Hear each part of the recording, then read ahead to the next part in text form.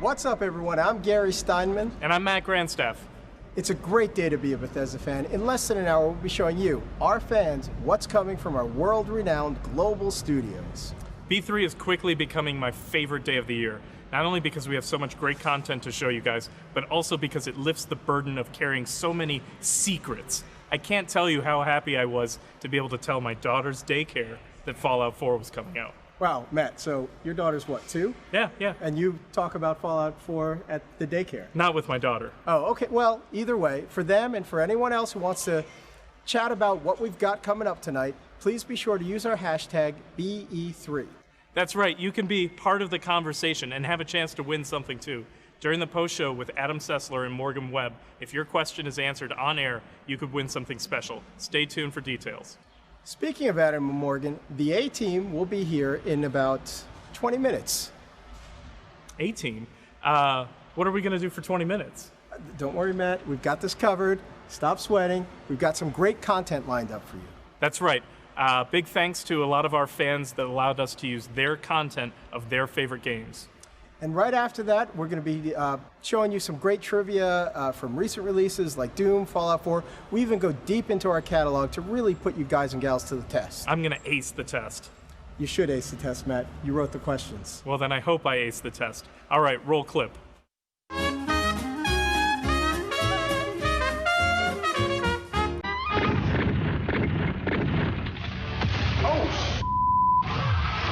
This is Doom, baby. This game is so much fun, trust me. My memories of Doom are, I was a young boy, I was 6 years old, I'd never played a video game before. You know, everyone has the crazy uncle, and I'm lucky that my crazy uncle was just into video games. He's like, hey, Will, I'm gonna show you this new game called Doom on the PC, and the rest is history.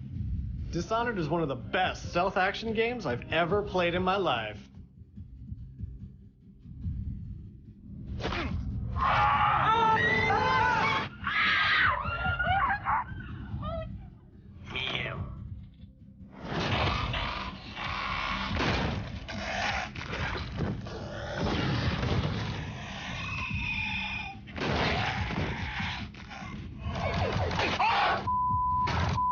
One controller, in the dark, by himself, possibly a diaper, 'cause he's supposed to be scared. With Dishonored, I've never experienced a world quite like Dunwall before, and I've only played in a few with such attention to detail.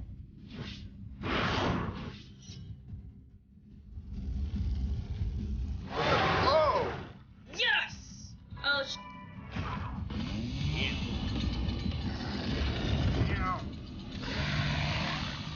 Demons! Why are there demons? What's happening? Welcome to Doom. I'm gonna be a really cool detective who wears a really cool tie and vest, and I like that.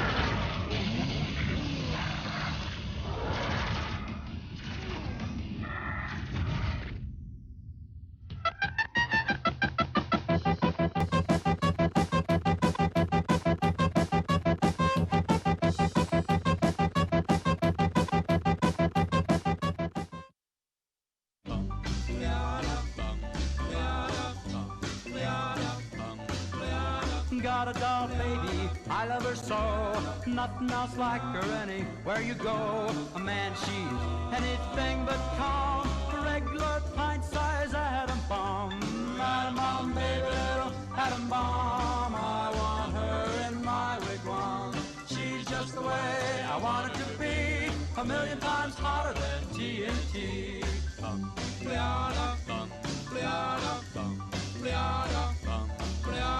Atom bomb baby, loaded with power, radioactive as a TV tower, a nuclear fission in her soul, loves with the electronic control.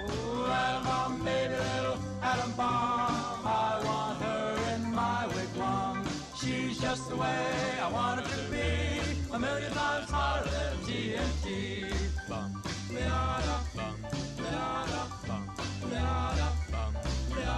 Atom bomb baby, boy she can start one of those chain reactions in my heart. A big explosion, big and loud, mushrooms me right up on a cloud.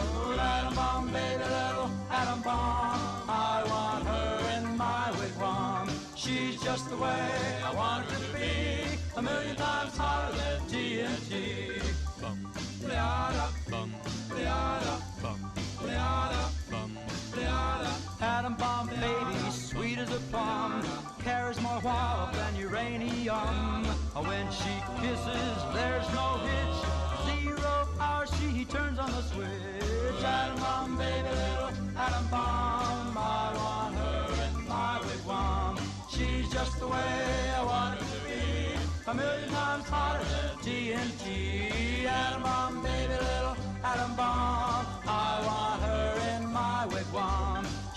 just the way I want it to be.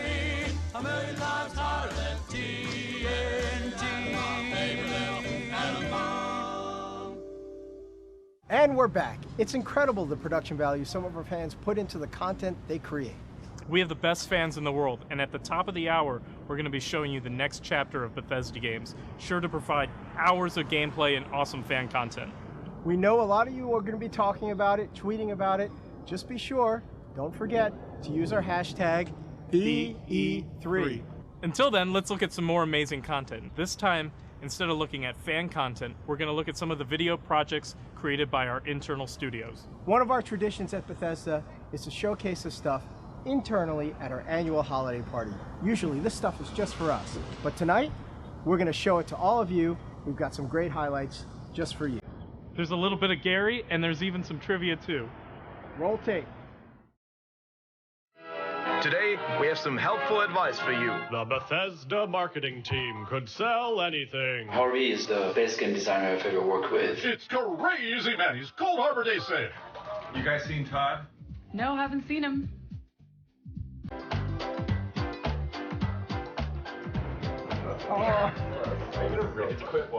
I gotta be honest, if I'd played this before, I would never have worked here.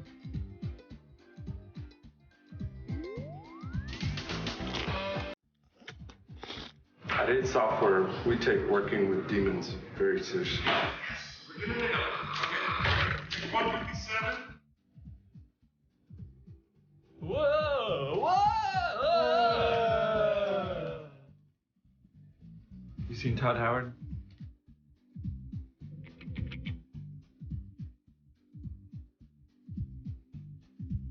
I think my secret fear is that I will die before executing my big plan.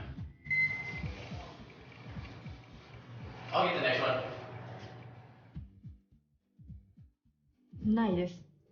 特になくて、もういつでもグロテスクに入る準備はできてます。Forgot email attachment. Forgot email attachment. We go to lunch together, we hang out with the same friends, we go to the bathroom together even. There was the one time I got stuck in an elevator for like 2 hours. 2 times, or... But it can't happen again, right?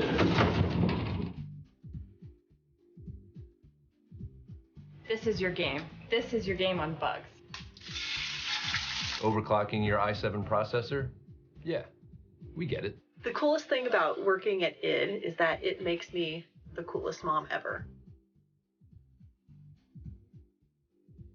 Now, according to the diagram, I would have to conclude that a goatee isn't even a beard at all. All right, wait, where? Keep it. Oh, that's not.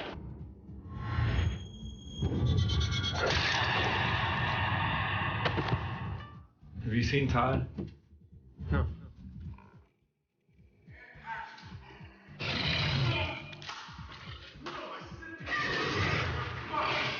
Cut.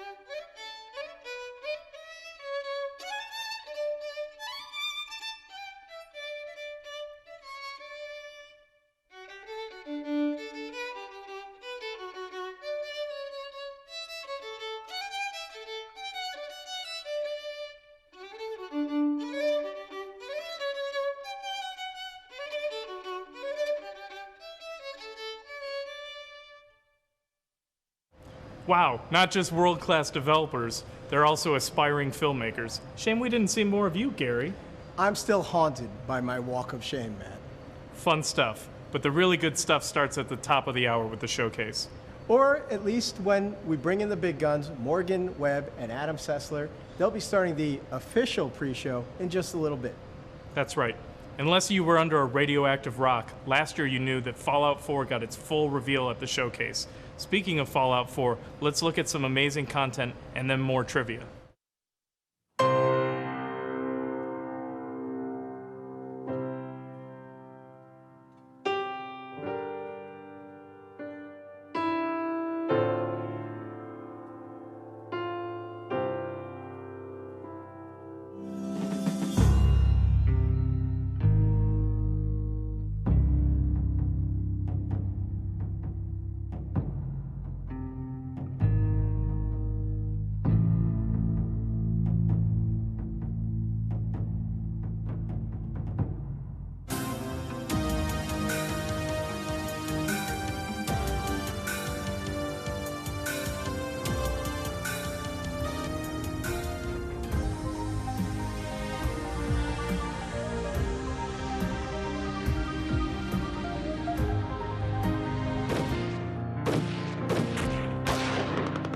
Actually, no, put this on. This will give you better head protection. Really? There's my guy.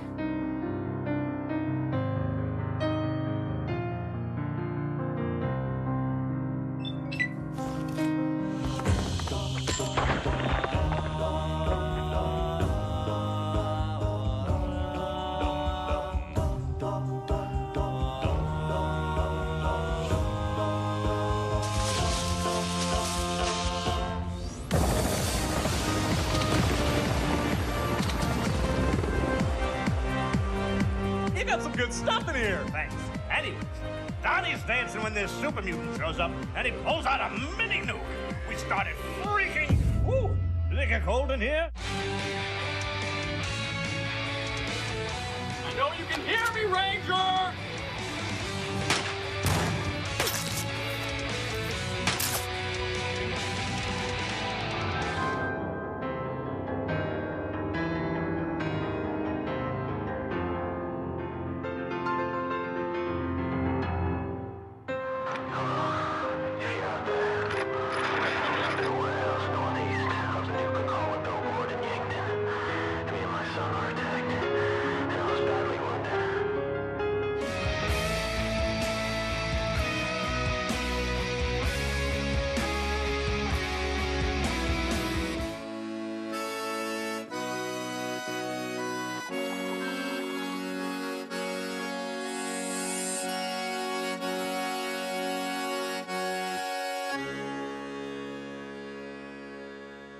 Hey, what's the thing in the distance?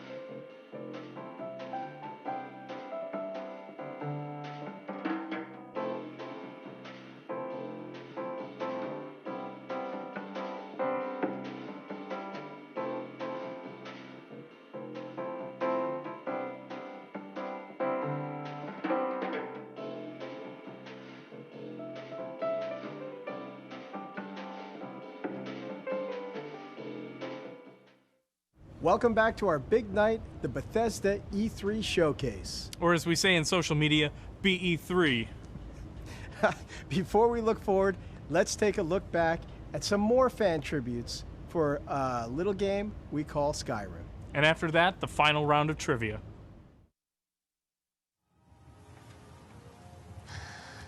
Okay. Here's what we're gonna do. I'm gonna sneak over behind that rock, and then I'm gonna go over here. Son of a...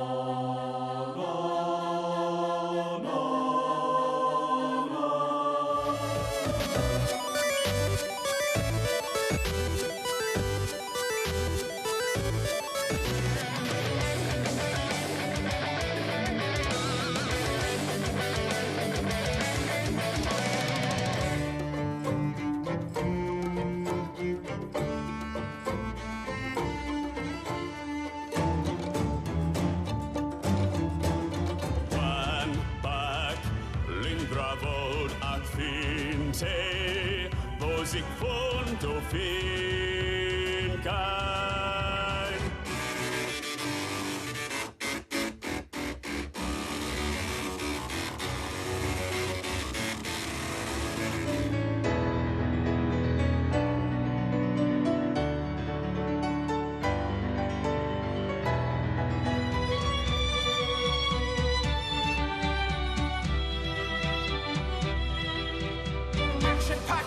Smashing splashy patches, bats and axes, hacking you up haphazardly like medical malpractice. I am the Dragonborn, I still wear the hat with badass hordes. I forsworn to forsworn hordes, and now I'm after more.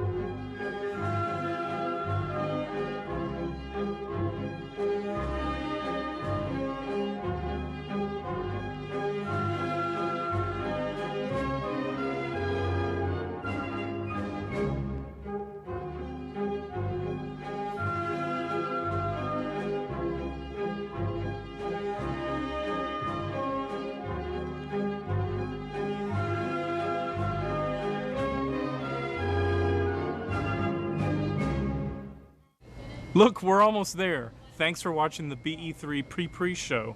I'm gonna go jump on Twitter and start collecting your fan questions for the BE3 Plus show. That's a great idea, Matt. And with that, we'll toss it over to Adam Sessler and Morgan Webb. Thanks, everyone, and enjoy the big show. Bye. Bye. Hello, everyone. My name is Morgan Webb. And I'm Adam Sessler. And we would like to welcome everyone to the 2016 Bethesda E3 Showcase. We are inside the LA hangar. This is a massive space that Bethesda has completely taken over and built out special for this year's big event. This venue is so big, it's actually become the 6th largest theater in the state of California. And we're here with almost 2,000 people, including press, industry stalwarts, and most importantly, hundreds of Bethesda's biggest fans. Just like last year's showcase, Bethesda has opened the doors to the people who play their games. And along with all of you watching this live stream, we'll be getting a first look at the games to play for years to come. Now, the showcase is going to begin in about 20 minutes, but it's not just about the stage show. Right after the showcase, we'll be back here live with exclusive interviews with all the developers behind the games you just saw on stage. It'll all take place during what Bethesda is calling BE3 Plus. A big celebration with live game demos and more. We'll take you inside BE3 Plus, show you all the amazing stuff that's on display, and dig deep to reveal even more info about all the games you'll see tonight. So be sure to stick around for the entire live stream and follow us throughout the event on Twitter @Bethesda using the hashtag BE3. So send us your comments, and if we answer one of your questions on air, you might even win something awesome that I can't show you yet. Trust me, you want it. You actually do. You do. Now, it was just a year ago that Morgan and I reunited for the first time in years to host the pre and post show for Bethesda's first ever showcase. Yes, and it is good to be back together again. I would say so. Now, do I look older or just balder? I wouldn't open that door. Of course, a lot has happened in the past year. For example, Bethesda released a small game, the Fallout 4. Oh, I have heard of that game. Yes, and somehow it managed to be one of the biggest releases of 2015. You know, I actually am still playing Fallout 4. Not because I'm inept. No? Well, not because I'm inept in playing Fallout 4. I'm an inept in other things. But because Bethesda's managed to release 3 different add-ons. The most recent one is Far Harbor, which I've only just begun to explore. Yeah, it's huge. It's actually the largest landmass of any Bethesda add-on. It's even bigger than Skyrim's Shivering Isles. Plus, it's got that spooky vibe. Something is going on up in Maine. So how about we take a look at Far Harbor right now? Please, bring my daughter home.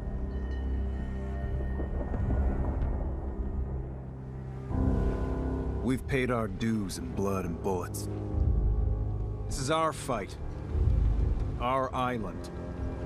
Not yours.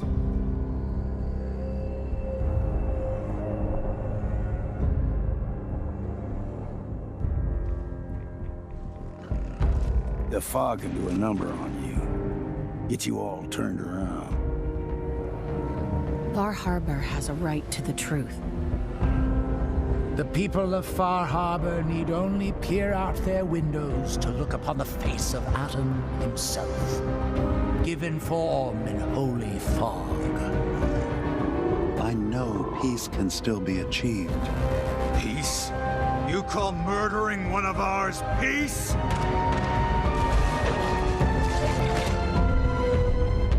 Careful. This could get out of hand real fast.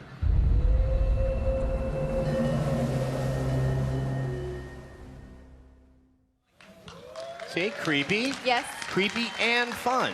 Here's another fun fact. I love bipedal fish creatures. They're my only friends in my fantasy life. They have the lures on their heads. They're really cool. Exactly. So, Morgan, do you actually have a favorite moment from Fallout 4? I spent so much time getting my settlements up and running and trying to make them look a little bit nicer.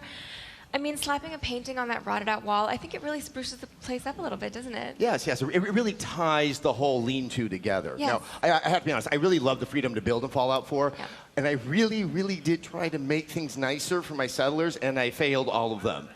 Even in the apocalypse, I am not Jonathan Adler. I think they should be happy that they have beds, right? They always complain to me about their sleeping arrangements. Did they not see my painting? I crafted that myself. All that time and apocalyptic paint. Now, I got to the point where I'd just be slapping down a sleeping bag and like, here, is that good enough for you? Oh, you want a roof over your head, I see. Well, too bad, because this is what you get. What other people actually can pull off in creating those settlements is absolutely incredible. I know, they did better than me, so you guys should get ready to get jealous.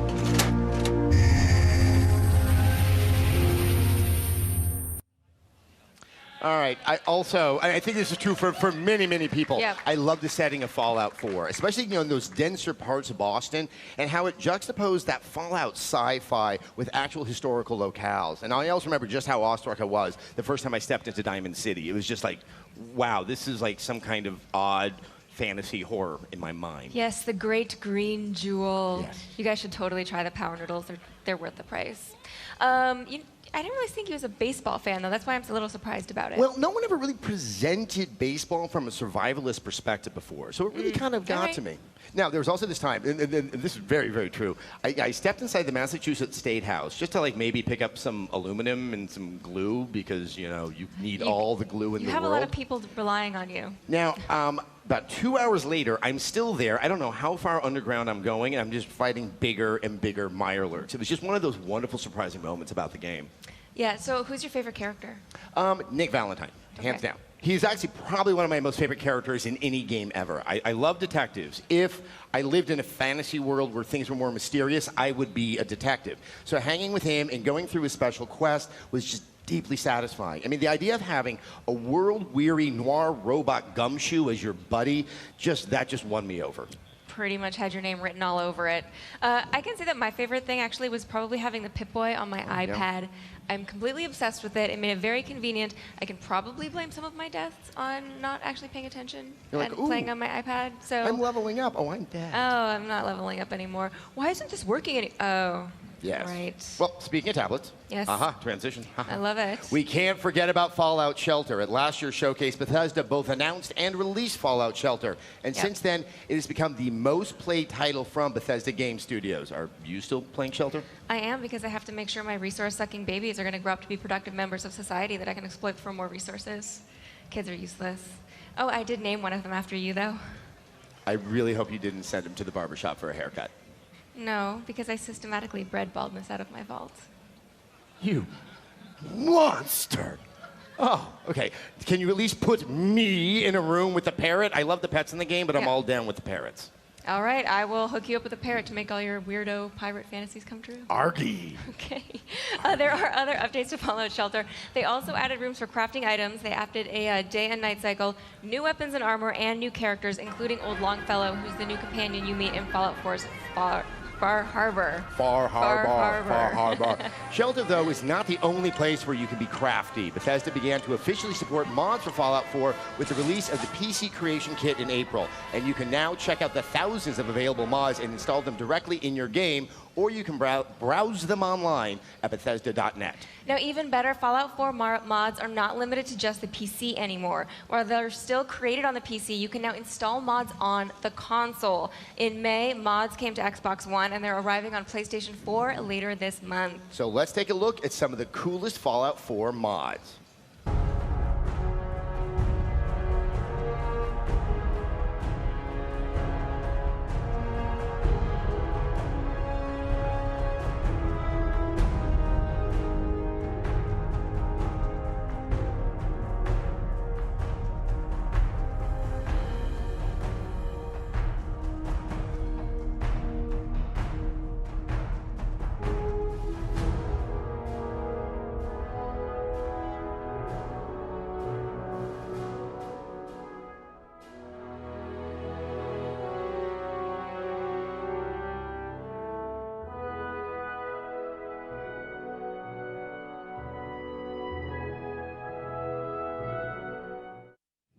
You know, to be fair, that really just scratches the surface of what's available out there as a mod. And I've always been amazed at how creative people are them. It's like with the shelters in the apocalypse. I am just proud to get my pants on in one try. We're proud of you, too. Yeah. Fallout fans really know how to go all out.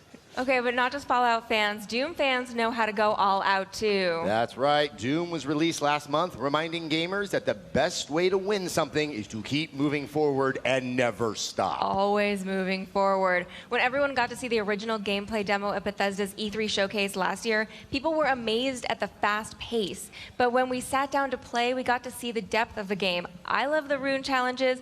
I know you are still working on some of those. Yes, that Rich and Richer challenge. Rich get richer? With the rocket launcher. Tweet at me any advice on how I can do this. I am stuck. We should track down one of the devs to do that for you. That's their job, right? Oh, that's right. We're here at Bethesda. Yeah, right? There's something more convenient. Still, tweet at me, whatever. Anyway, I also like to unlock those classic maps because it really does highlight just how much gaming has changed from when the original Doom really, it didn't create, it wasn't the first, but it really, started the FPS movement. If you want to make something with a classic feel, you can also do that in Snap Map. Yes, and Snap Map is kind of fun for a couple reasons. First, somebody always makes a really, really easy map that gives you 1 billion points. That's the one that I play first. And then second, people make some really interesting and imaginative things. Now, if you guys haven't played around with Snap Map, it's pretty easy when you get started, and it gets really deep if you want to dig in. Things just snap together, hence the name. Snap Map. And you can scroll through available options. You can place every enemy individually, or you can let the AI place them for you. You can create the triggers to spawn enemies, or put them all in one room to build a really uncomfortable hellspawn mixer. Or you can do a lot, and you can do a little. Yeah, and you also, what I love is you have a lot of control over the look and feel of the environment. There are way more options than I imagined. So I was inspired by the grainy filter to work on a film noir adventure with demons. However, I am actually sad to report Fedora's not part of Snap Map. I was disappointed too. Because they're part of every aspect of gaming. But if that's not enough for you, there is, of course, competitive multiplayer. Yes, and the thing I love about the competitive multiplayer is it really is a throwback to when I started out, back in the Tech TV days. There was the Quake 3, that kind of classic way of competitive multiplayer.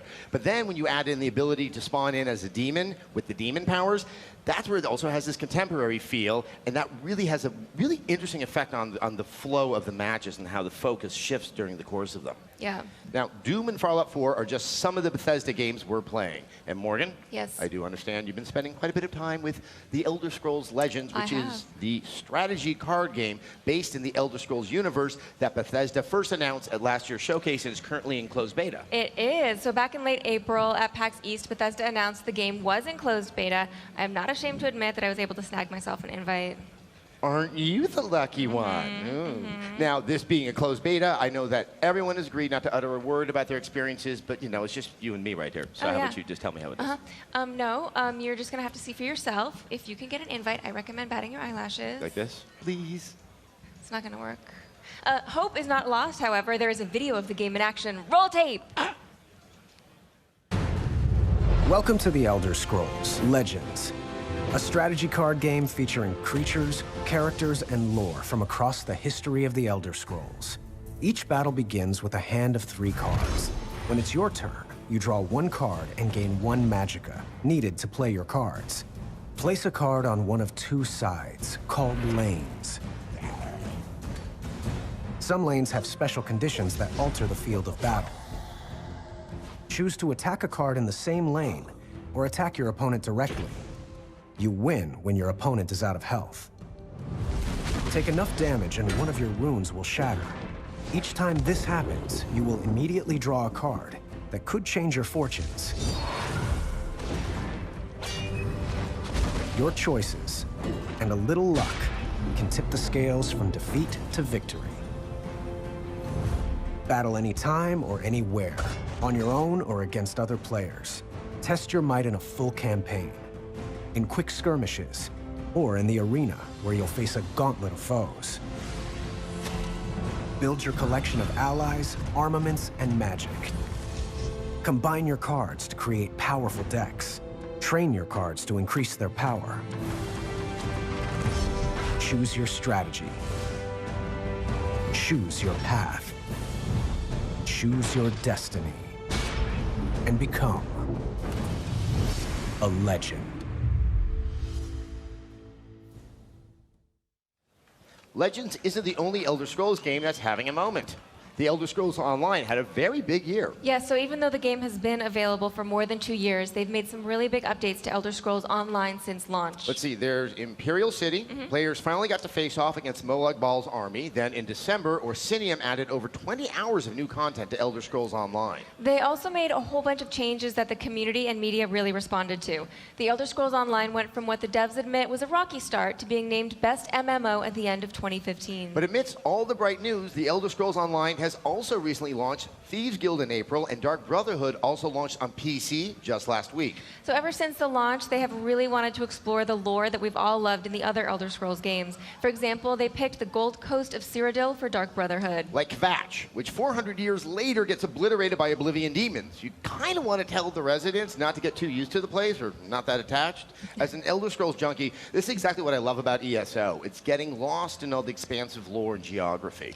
And speaking of fans, we would like to take a moment to say hello to all of the Bethesda fans around the globe. From London to Moscow, Paris to Tokyo, gamers have gathered to watch the E3 Showcase. And down in Australia, Bethesda's taken over the Sydney Opera House so fans can watch the showcase live.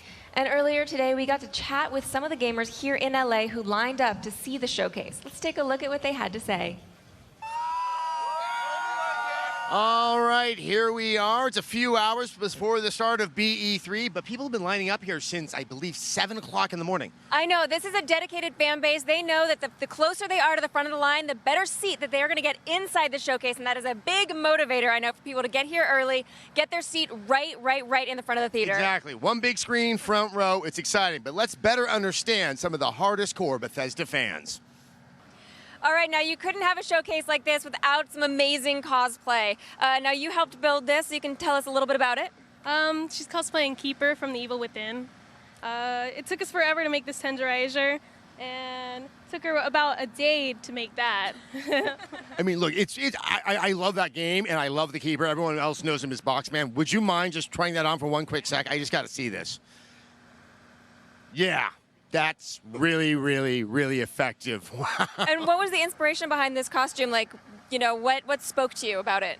It just took us like 2 days to finish The Evil Within, and we played that like all night, and that was giving us like little heart attacks, and we just fell in love with the game. So what else are you guys excited about? What are you excited to see here today? For one, gameplay for Dishonored 2, because we've been so excited. Just the first trailer from last year, waiting in line for hours. So we're just like, oh, yeah, I hope we get to see other stuff. Maybe Elder Scrolls? Maybe new Elder Scrolls? Well, actually, going back to Dishonored 2, I mean, now we have an adult grown-up Emily Caldwin. Is that something you're considering for cosplay? I'm actually working on doing Emily. I started the scarf last year, and I've been thinking about like what swashes I'm gonna use, like what kind of fabric, and trying to put it all together and trying to make it nice. Maybe for PAX, maybe for later on, maybe next year, but it's gonna get done. All right, well, I'm really looking forward to it. And on that note, I think all four of us and so many other people out there are excited for another and maybe deeper look at Dishonored 2. But let's right now look at last year's trailer to get us all excited.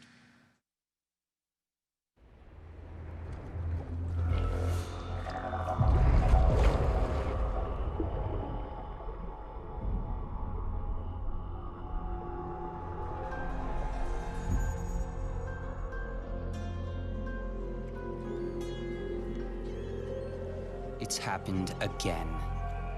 Someone's pulled the rug out from under you, an empire at your feet, and you've lost it all. Be honest, did you really deserve any of it? More important, what would you do to get it back? Careful, there's always a price to pay. What you decide will ripple across the years. Blood in the gutters and corruption on the wind. It'll be fun watching this unfold. What will you do with the power I've given you? How will you make your mark on this wretched world?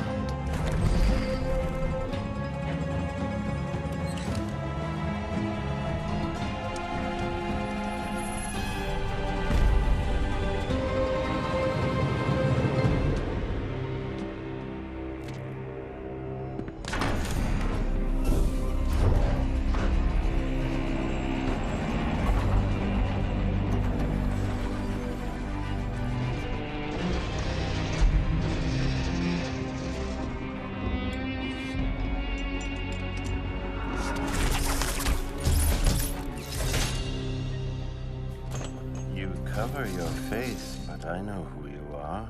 Emily Caldwin. Nothing is an accident. Everything is in motion. All of it has led you to this exact second in time.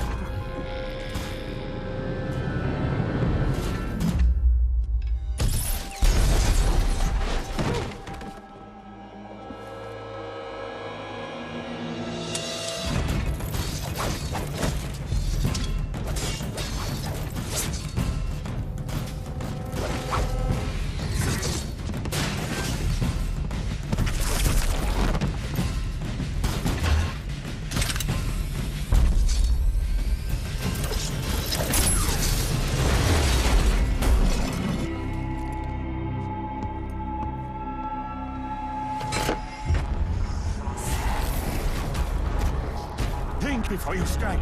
If you kill me, you become the assassin we claimed you were. You become one of us!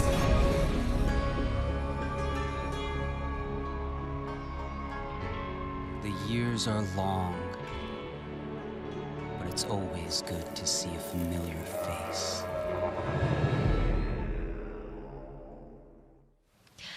I'm pretty excited for that. I think some people in here might be excited for that Pretty too. excited. That's a nice understated term. Well, Yes. you will not have to wait long. Bethesda has announced that Dishonored 2 will be available worldwide on PlayStation 4, Xbox One, and PC November 11th.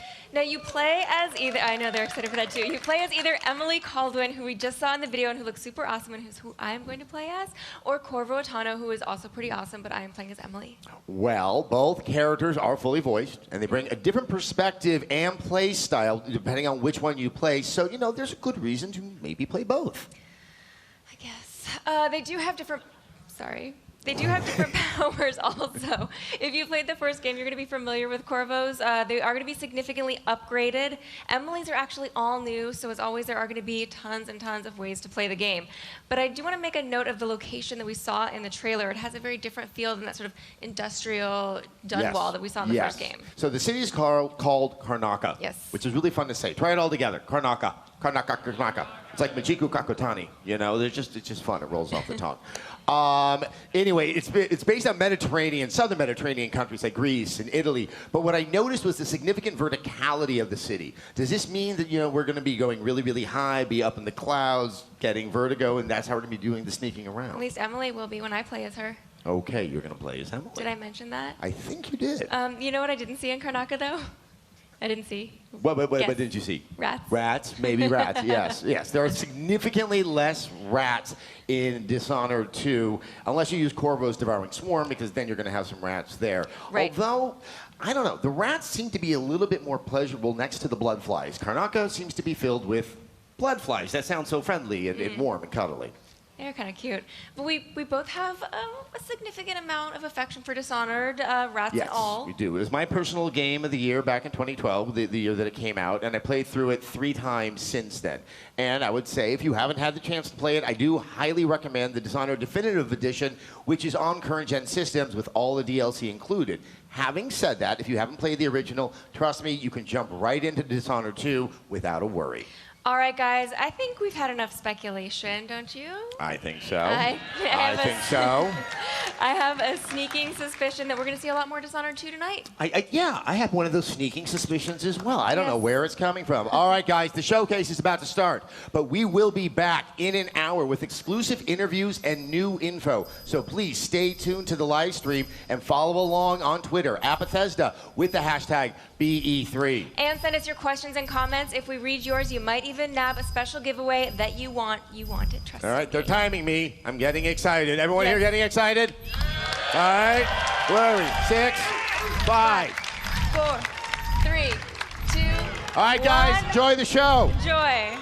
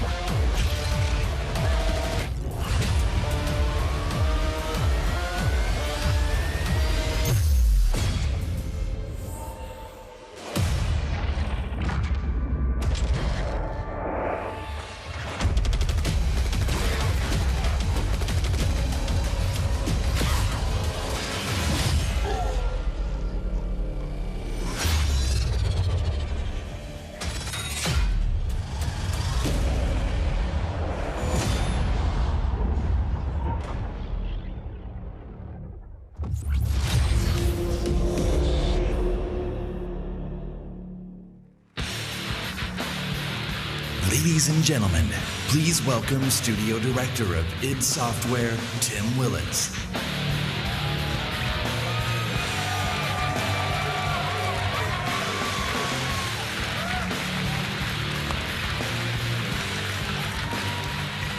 Good evening, and welcome to the Bethesda E3 Showcase. Yes, Quake is back.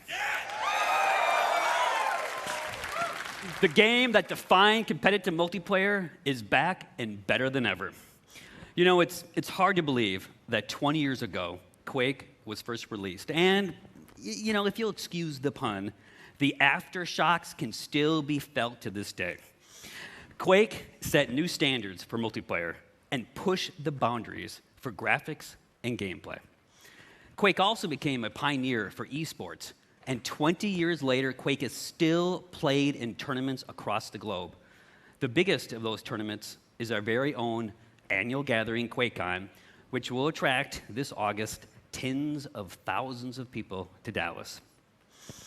As a co-designer of the original game, I'm extremely proud and excited to be standing here today to announce the next chapter of this great game, Quake Champions.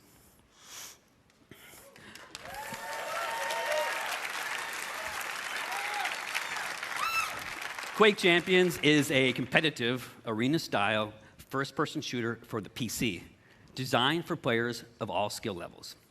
Whether you are new to Quake or have been fragging for the last 20 years, Quake Champions will give you the challenge and rush you'd expect from id Software multiplayer games. Now, we know that high-end performance is critical with this type of game. You know, so be assured, as with any id Software game, that Quake Champions will be fast, with amazing graphics running at 120 hertz with unlocked frame rates. Yes. You're going to get heart-stopping action that will keep you on the edge of your seat as you fight in classic arena combat. Quake Champions also taps into another hallmark of the franchise: unique and badass characters. The game features a diverse cast of warriors, each with different attributes and unique abilities, allowing you to fight the way that you want. And you know that id has a long tradition of supporting competitive tournaments, and that continues with Quake Champions. The game is designed for world-class esports play at every level, from the world's greatest Quake players to anyone willing to test their skills in the arena. So as part of the launch plan for Quake Champions, Bethesda will be supporting and expanding competitive tournaments and leagues beyond QuakeCon, and we'll have more to share about that in the coming months. I hope you enjoyed this sneak peek into our newest game. Join us at QuakeCon in August, and we'll have even more to talk about. And now, please join me in welcoming Bethesda's Global Vice President of PR and Marketing, Pete Hines.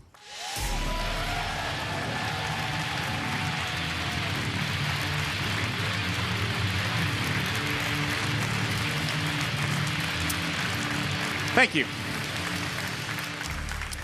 Thank you, Tim. As Tim said, we'll have even more to show on Quake Champions this August at QuakeCon. I mean, it's right there in the name. How would we not have our new Quake game at QuakeCon? Make any sense? But right now, we're not at QuakeCon. We're at E3, the biggest week in gaming, and this is the Bethesda E3 Showcase.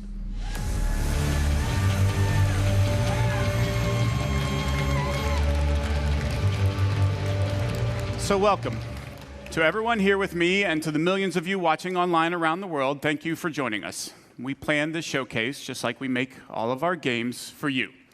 Now, last year, our showcase kicked off a big year for Bethesda, one of the biggest in our many years of making games. So let me mention just a few highlights. The Elder Scrolls Online was released on console and became one of the best-selling games of 2015 and was named MMO of the Year.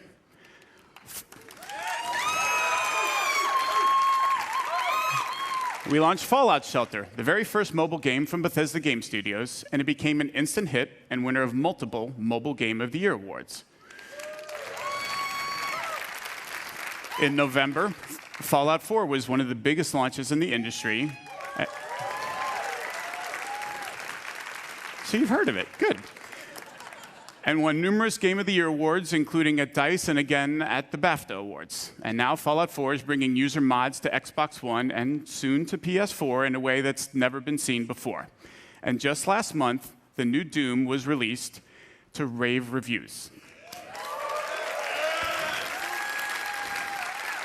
Now, the original Doom almost single-handedly popularized first-person shooter games, and now you have a new Doom game, faithful to its legacy with some of the best graphics and gameplay ever, and millions of fans have been enjoying the fast-paced action and creating and sharing mods using SnapMap.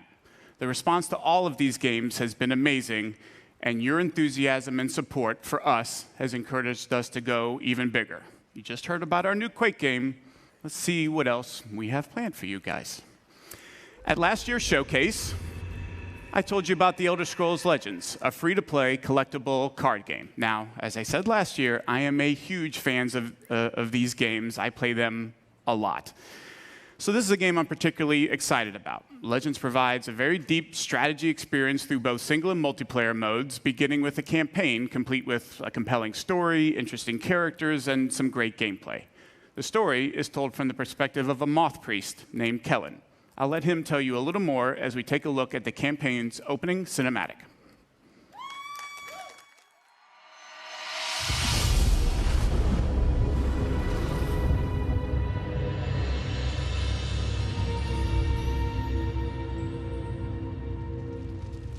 The Elder Scrolls show us what was, and what yet will be. And they have revealed much to me. Spare us your stories, old man, unless they can sharpen spears. Our war chief is dying. Our enemies are massing for another attack. We must prepare for battle. We should go, Kellen. We have the scroll we came for. And this one smells blood in the wind. Patience, Nog. I have words yet to speak here. Stories can do surprising things, Spear Maiden, whether they are true or not. And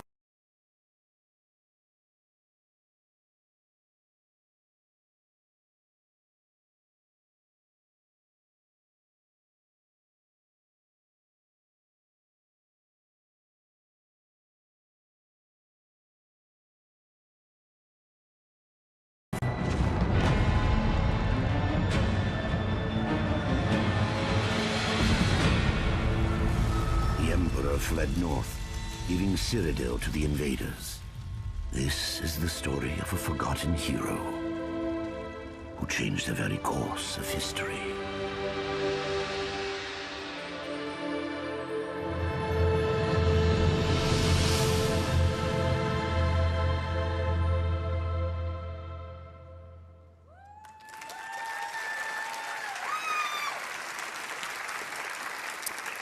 When Legends begins, you're set on a path to discover the world of the Elder Scrolls in a way you haven't seen before. The choices you make define your approach and unlock all the depth the game has to offer.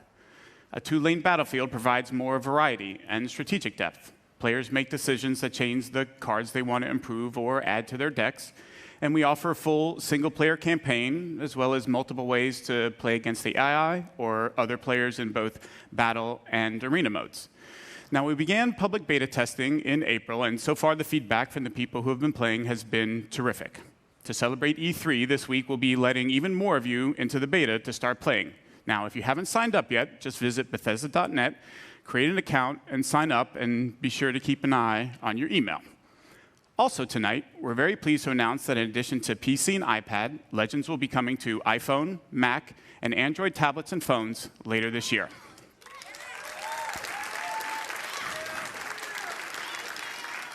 As I said, I'm very excited about Legends as it brings together an award-winning franchise that I love and a new genre. And whether you're a veteran strategy card fan or have never played a game before, it's a game we think you'll all really enjoy. And now, so long as we're on the topic of Legends, let's take a look at what the team at Bethesda Game Studios has been hard at work on. Welcome here to Bethesda Game Studios. It's amazing to think it has only been a year since you first heard about Fallout 4 at this very event.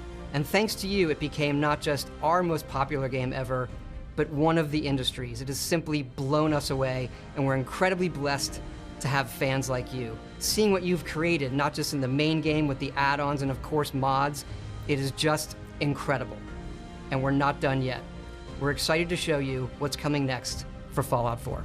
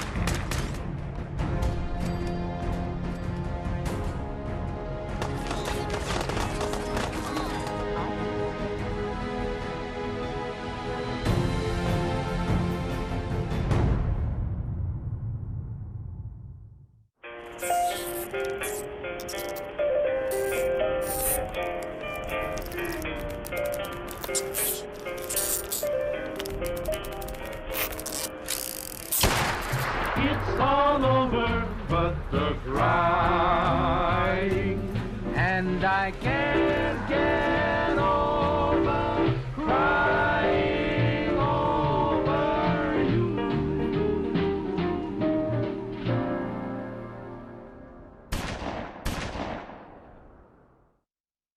Of course, we didn't just announce Fallout 4 last year, we also announced and released Fallout Shelter, which over 50 million of you have downloaded and played. We have a really big update coming out. Take a look.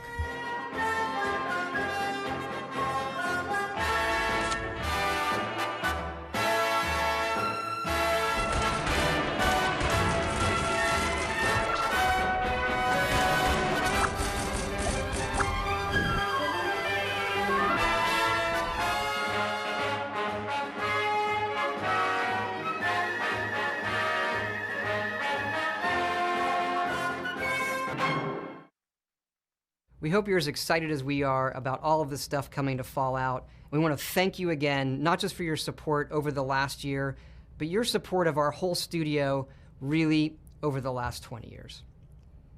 There is something else, though, that you've been asking us about, and yes, we've been working on it.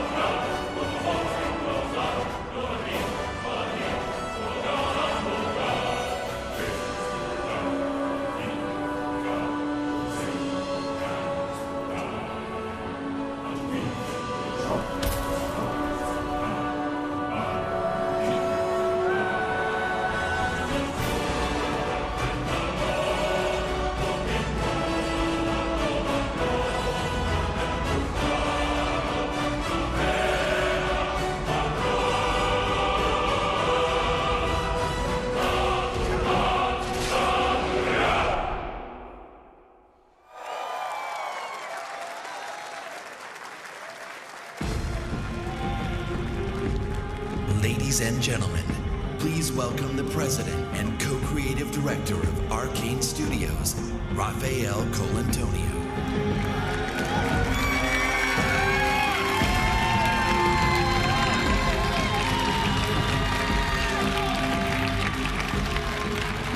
Thank you. Hi everyone, I'm very excited to be here tonight on behalf of Arcane Studios, the makers of Dishonored. Our passion is for a very specific kind of game, first-person immersive games. Our games blend narration and simulation in a way that makes every player's experience different, where players can improvise and where choices have consequence. Our games encourage replay in order to try different playstyles so that players are free to play their own way. In 2012, we released Dishonored. We were thrilled that the game was so well received by the gamers and the critics all around the world. That was like one of the best feelings for us developers. After that launch, my friend and co-director Harvey Smith took the lead on Dishonored 2, so he went to France and Lyon and worked with the team over there. Meanwhile, I have been busy in Austin working on something else with the team in Austin. And tonight, I have a surprise for you.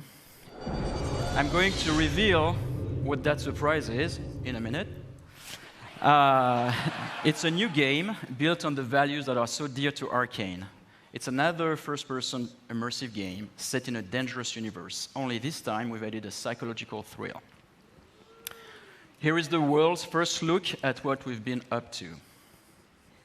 Good morning, Morgan. Today is Monday, March 15th, 2032. You have a 9 a.m. appointment with Alex in his office. There is no duration set for this meeting. There is a 3 p.m. meeting in TranStar Conference Room A to greenlight research and development plans. Please confirm your attendance prior to arrival. The most recent test results from the Psychotronic. Good morning, Morgan. Today is Monday, March 15th, 2032.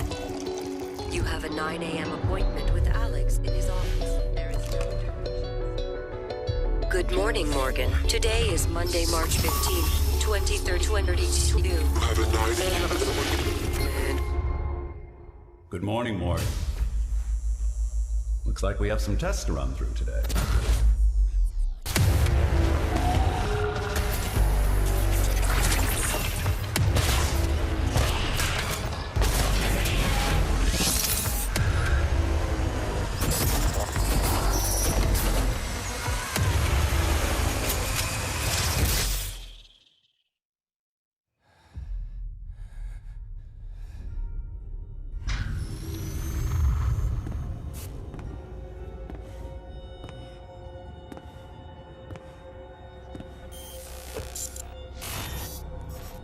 Good morning, Morgan. You're not going to like what I have to say next.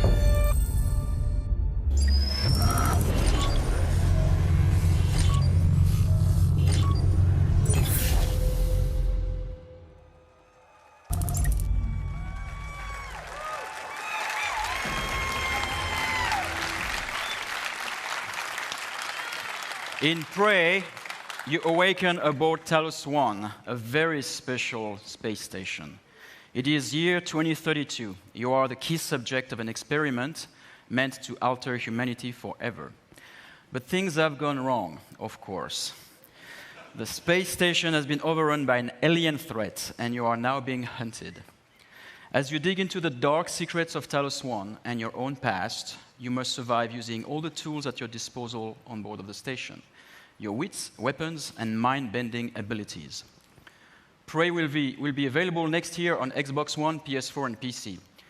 We'll have more to show at the QuakeCon, so be sure to join us there. Thank you. Hi everyone, I'm Marty Stratton, executive producer of Doom at id Software. Last month, we had the privilege of releasing one of the most iconic titles in our industry to fans around the world. We challenged ourselves to ensure Doom lived up to its incredible legacy, and we thank you, our fans, for making the Doom launch such a tremendous success. It's been amazing to watch and hear from the millions of players enjoying the many aspects of the game. From those of you gunning for the perfect run through the campaign, to others constantly testing their skills in multiplayer, you continue to inspire our team. Last year, we told you we wanted to put the power of creation in the hands of every player through Doom SnapMap, allowing for an endless stream of new gameplay. And in the coming months, we're excited to be supporting Doom SnapMap with free updates and even more ways to play. We'll be delivering new construction modules, including hell visual themes, as well as new props, objects, weapons, and items. While creators can look forward to new logic options and functionality, like the ability to create true single-player experiences with features like the popular weapon wheel found in the campaign. And again, throughout the year, every SnapMap feature and update is free for every player. For multiplayer, next month we'll release 2 new modes, including a uniquely Doom variant of One Flag CTF called Exodus, as well as an all-new multi-zone capture and hold mode called Sector. Later this summer, we'll turn up the heat with the release of 3 free-for-all modes, including Classic Deathmatch.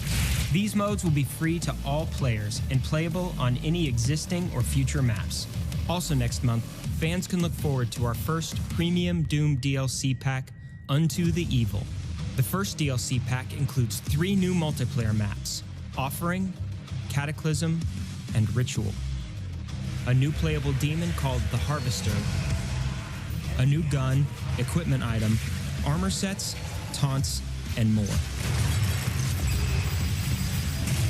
With just a month past since our launch, we hope you've only scratched the surface of fun we packed into the game, and we can't wait to give you even more ways to compete, create, play, and fight like hell. Thank you.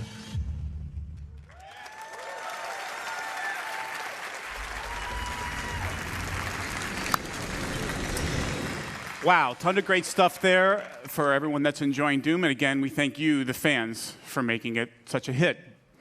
Doom has received near universal acclaim from critics and players alike for its fast combat, over-the-top demons, and amazing graphics, everything that it is known for. Now, it is also known as a longtime supporter of shareware, or for you youngsters in the audience, that's what us old guys used to call a demo. And in a nod to that tradition, we decided to offer anyone that hasn't checked out Doom's amazing gameplay a chance to do it for free. So, starting tonight, you can download and play the first level of Doom on Steam, PS4, or Xbox One for free. Now, this offer is only good this week, but we want everyone to have a chance to see why Doom is one of the highest-rated shooters ever. So if you love super intense action or you just want to experience state-of-the-art gaming, go download Doom and fight like hell on us. We think you'll see what everyone else is talking about. Now, let's shift from Demons of Hell to Daedric Princes and Secret Assassin cults. Please welcome from ZeniMax Online Studios, the Elder Scrolls Online game director, Matt Firer. Matt?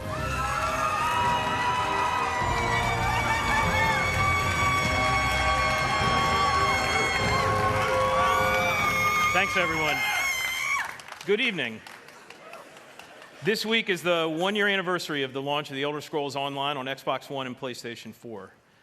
Because we were launching the game this time last year, I was a little busy and I wasn't able to be here in person, but I made sure I was here this year to tell everyone what's been happening with the Elder Scrolls Online. From the console launch last June to the release of 3 critically acclaimed DLC game packs during the year, all of us at ZeniMax Online have been really, really busy. But before I go any further, I want to take a moment and thank all of our fans for your support, your enthusiasm, and your feedback. We take it really seriously, and we continue to work to improve the game. And based on the response, you like the changes.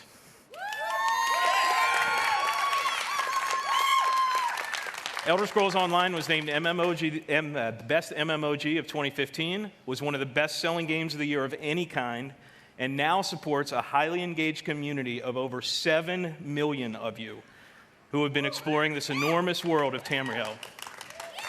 Let's take a look at some of the highlights from the Elder Scrolls Online from launch onward.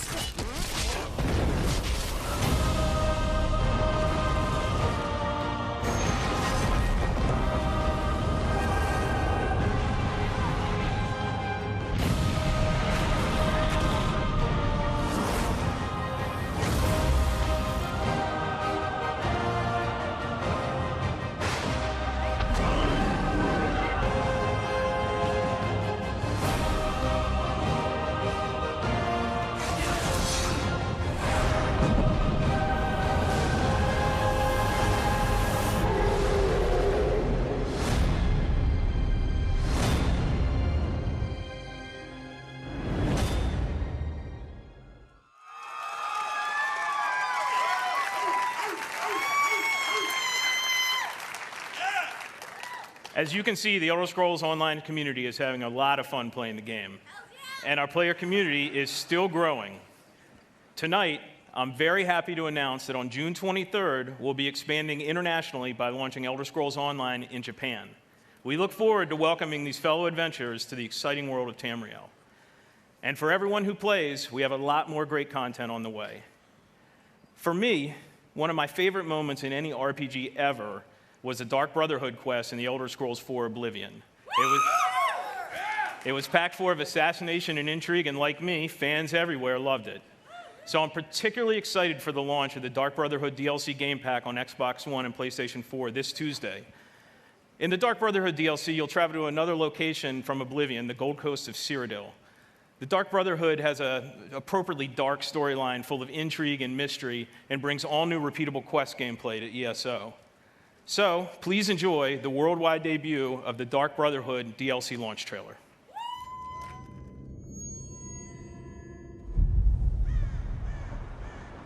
Sweet mother, send your child unto me.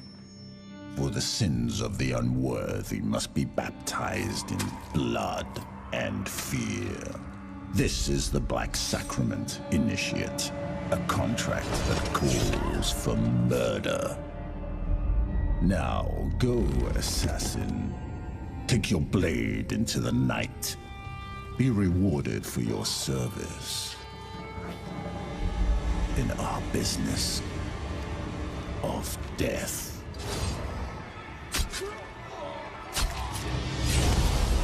Welcome, Initiate, to the Dark Brotherhood. And know this, in Tamriel, no one is safe.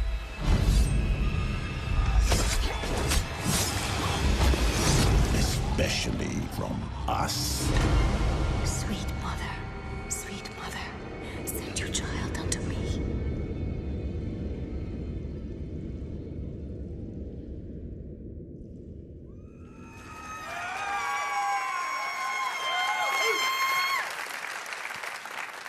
Our PC players are already having fun sneaking around Tamriel and learning more about this mysterious group. And we can't wait to see what happens when our console players get to experience the Dark Brotherhood this week. But that's not all. A core philosophy in the Elder Scrolls Online is to constantly make the game better. Since launch, we've regularly been adding innovative features such as the Justice system and the Champion system, and we're about to make another game changer. Tonight, we're announcing One Tamriel, marking another major evolution of gameplay in the Elder Scrolls Online. With One Tamriel, all characters will be automatically leveled to content in the world, allowing them to freely group with anyone they want, and also to explore the vast world of Tamriel with no level restrictions. This means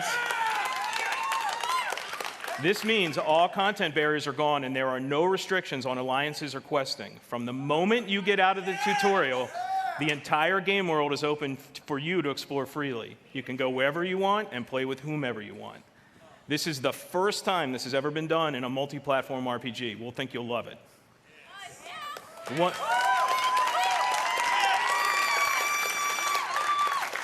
One Tamriel will be coming to the Elder Scrolls Online this fall. In closing, I want to thank the awesome Elder Scrolls Online community for your support. We never take it for granted. We work hard every day to make your Elder Scrolls Online experience the awesome adventure you want and deserve. Thanks, everyone.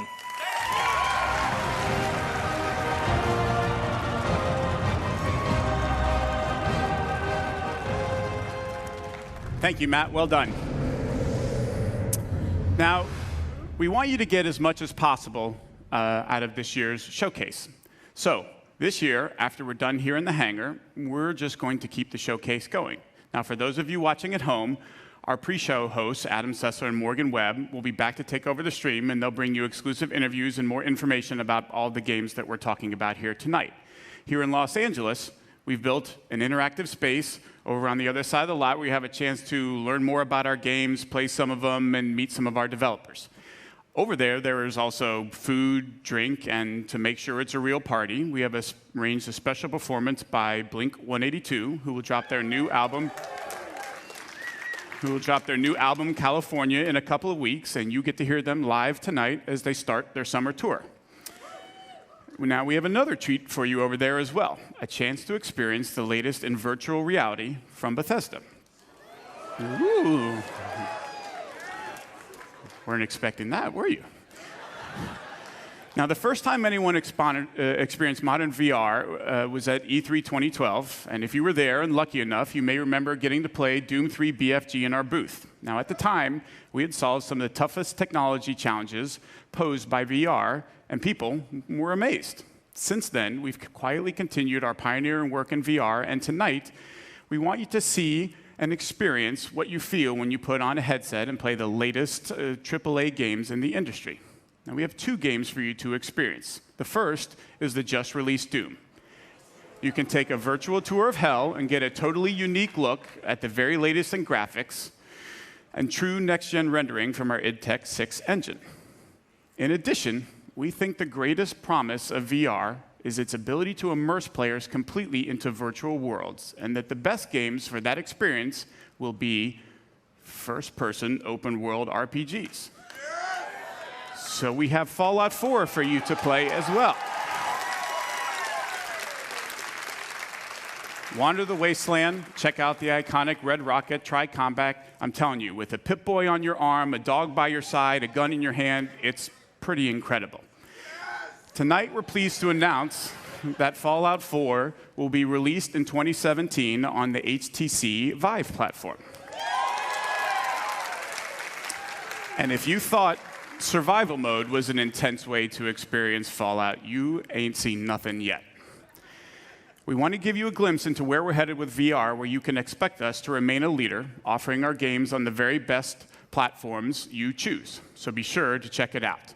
Now, for more on the second half of the showcase, let's check in with Adam and Morgan to see what's happening and get an update on what they have planned. Adam, Morgan, what do you have for us? Thanks, Pete. Now, we are here at BE3+, and this is sort of this experience that you guys are going to get to see after the showcase. We have some Bethesda VR over here. Now, right now, there's no line, so that's kind of tempting, isn't it? So taking advantage of that. And over here, Elder Scrolls Legends, for everyone to play. Pete, I fully expect to see you at one of these tables showing off that card mastery skill I know you possess. Now, in here, Adam and I are actually going to be interviewing some of the developers that you guys just saw their games on stage, so we're going to have a lot more information for you. So everybody on the stream needs to stay tuned for that after the showcase. Lots of good info, but for the moment, let's go back to Pete and even more games.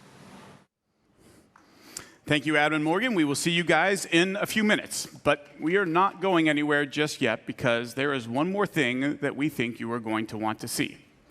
Last year, we announced that a sequel to Dishonored was in development, marking a new chapter to the Game of the Year from Arcane Studios. We shared a few tidbits about the sequel, but for the most part, you could say we've been in stealth mode. Until now. Sorry, I couldn't help myself. Dishonored 2 is going to be a very special game, one that lives up to its celebrated legacy and then goes way beyond. To tell you more, please join me in welcoming the creative director of Dishonored 2, Harvey Smith.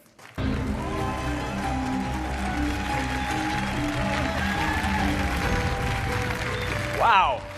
Thanks, Pete. Hi, everybody. In Dishonored, you play a supernatural assassin in a steampunk city. The game blends combat, stealth, and mobility, giving you many different pathways and approaches.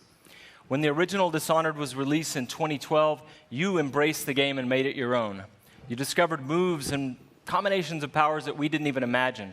We were thrilled by your passion for Dishonored, and we were humbled by the success of the game, which won more than 100 Game of the Year awards.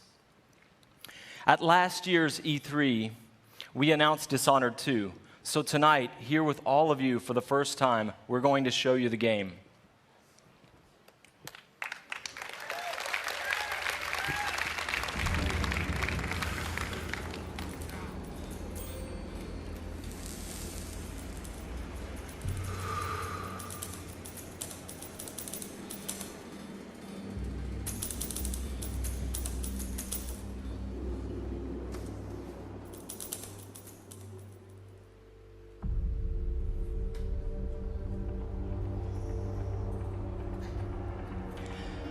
Welcome back to the Empire of the Isles, a rich, Victorian-inspired fantasy world with a distinct style and an exotic cast of characters. For Dishonored 2, we wanted to explore a new location, Karnaca, the Jewel of the South. Our approach to world creation is very layered. Our art and design teams work together to create a strong sense of place with a well-realized culture. It's based on the people living there, the work they do, the architecture, economy, the climate, even the food and songs.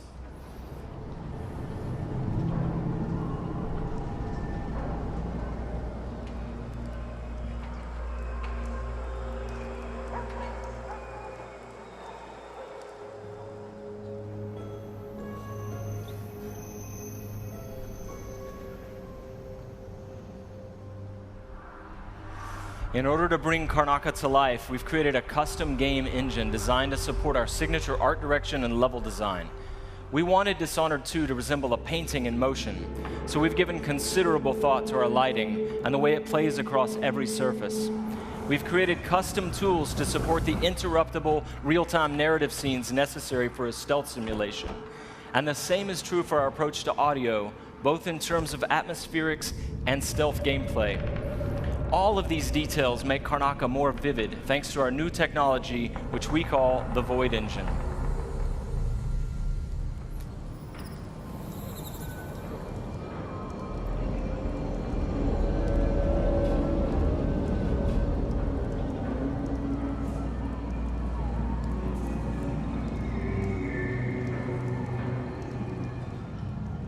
In crafting spaces for you to explore, we've got several creative goals.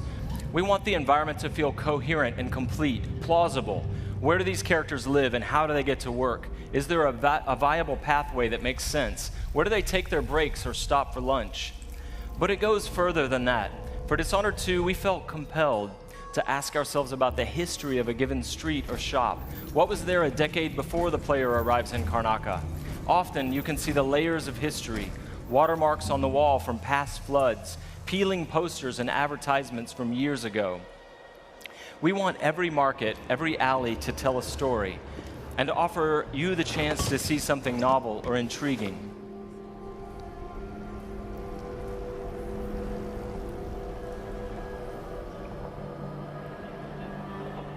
Dishonored 2 starts and ends in Dunwall, but most of the action takes place here in Karnaca.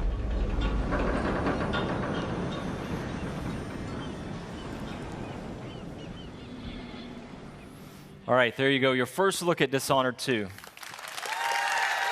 Thank you. On behalf of all my teammates at Arcane and Lyon who worked so hard to bring this to you, and my dear friend Raphael Colantonio, thank you so much for all the passion you've given the game. In the first Dishonored game, you played Corvo Attano, falsely accused of killing the Empress, the woman he loved and was sworn to protect. And you were blamed for the abduction of their daughter, Emily Caldwin. After escaping on the night of his execution, Corvo is gifted with supernatural powers and dedicates himself to avenging the death of the Empress and restoring young Emily to the throne. As we began to work on Dishonored 2, a single question haunted us. What became of Emily Caldwin? How would her experiences affect her, and what kind of ruler would she become? We envisioned Emily grown up, 25 years of age, and then we began to imagine what she'd be like as a heroic figure, as someone fighting for her life against the forces of deceit. We developed a vision for Emily Caldwin that excited us, and at E3 last year, we shared that vision with the world. Dishonored 2 is set 15 years after the first game. Emily Caldwin rules the Empire, watched over by her father, Corvo Attano.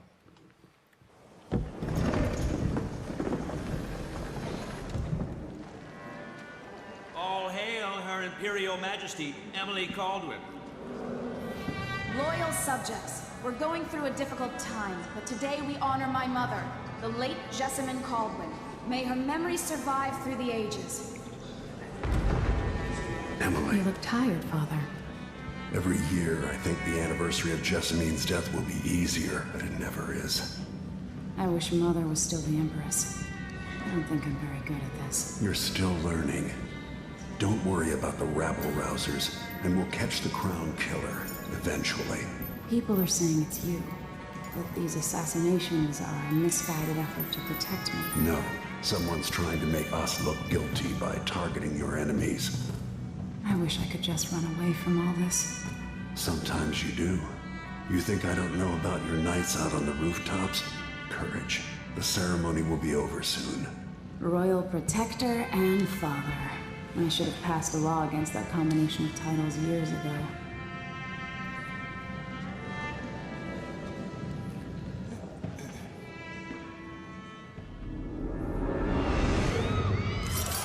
When an otherworldly usurper seizes the throne, the fate of the Empire is left hanging in the balance. Dishonored 2 offers you the choice of playing as Empress Emily Kaldwin or the Royal Protector, Corvo Attano. Emily and Corvo are both fully voiced this time, with their own perspectives and emotional responses to the events transpiring around them. Whoever you choose to play, you've got to flee Dunwall, your home, and travel to Karnaca in order to unravel the threads of a conspiracy and take back what's yours. Gotta get away. I should talk to the captain of that ship.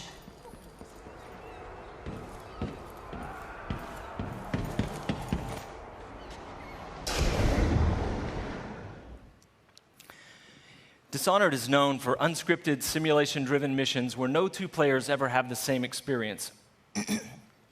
There are many pathways to explore as you penetrate well-defended locations, numerous ways to find and eliminate nefarious targets. In crafting the missions for Dishonored 2, we've put a much greater emphasis on big, interesting themes, either from a gameplay or fictional standpoint, making each mission a wildly unique place to explore. I'll explain a little bit more about that. Today we're going to show you the Dust District, an industrial ruin ravaged by terrible storms that hit at random intervals. In the Dust District, a militant religious faction called the Overseers is at war with the Howler Gang. The leaders of both factions are trying to take each other down. You can side with the Overseers or the Howlers or neither. There are many ways to complete the mission. She'll tell you more. I'll wait here in the skiff and take you back to the dreadful whale after you finish.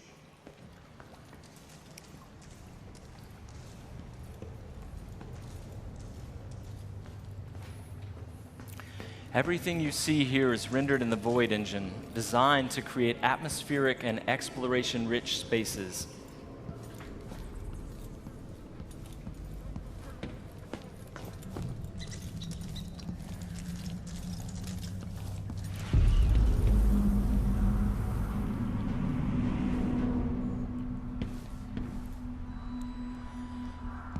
To reach our target, Vice Overseer Byrne, we've got to get past a Grand Guard checkpoint sealed off by a wall of light, a cruel security device reinstated by the Duke of Serkonos. Orders from the Duke. We're losing too many people. Good soldiers blinded by that hallucinogenic powder the Howlers use, then stabbed to death or dragged down by the Abbey's hounds. One young lieutenant got hit by an Overseer grenade, and that was it. It was one of the Duke's seasoned customers or something. Shit. Let's hope they do enough damage to each other so the fight goes out of them. That won't happen until someone manages to kill either Paulo or Vice Overseer. We've made much greater use of vertical space for Dishonored 2, encouraging players to explore the rooftops above the streets. Dust out of my ears.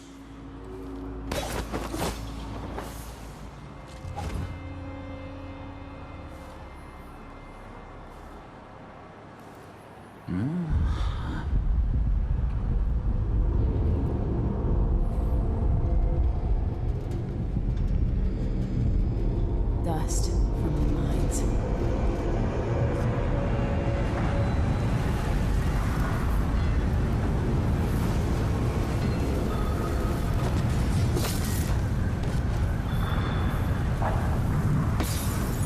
The storm alters visibility for the AI and for the player. A random storm hits and Emily comments on it. Many of the security devices in Dishonored 2 are powered by wind, a unique feature of Karnaca, so here we're switching off the windmill to get through the wall of light. There'll be a lot going on in this next fight. Drop attack, guards climbing and vaulting, combat choke, and Emily using far reach to pull an explosive whale oil tank toward her from a distance.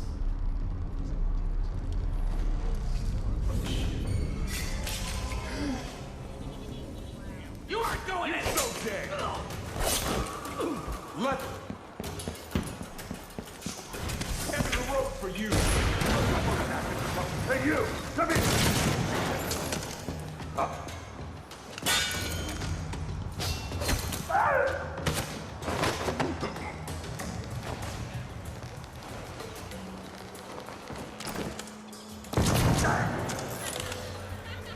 All right, let's jump forward closer to our target, Vice Overseer Byrne. The Overseers are fighting the Howler Gang for the hearts and minds of the people of Karnaca. What happens here will influence Karnaca's future and the endgames. The Vice Overseer hasn't shared his plans with me. He's upstairs now, so I assume we'll learn something before long. Here we're going to use Emily's Mesmerize power to lull a group of Overseers into a stupor, evading combat altogether. Mesmerized, they won't notice Emily or even remember that she was here.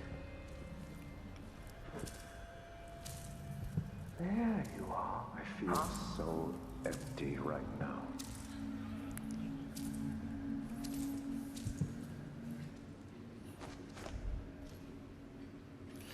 Far Reach can be upgraded not only to pull objects from a distance, but also enemies, so you can finish them off in midair.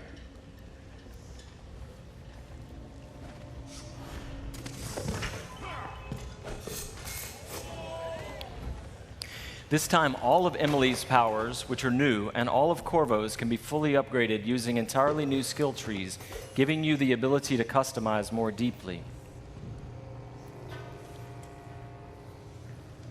If you're new to the Dishonored series, it's all about options and exploration, playing at your own pace. The game has many different pathways through each mission, and also different approaches, stealth or combat, lethal or non-lethal, and a wide array of supernatural powers that will dramatically change the experience as you play. We're very close to Vice Overseer Byrne's office now.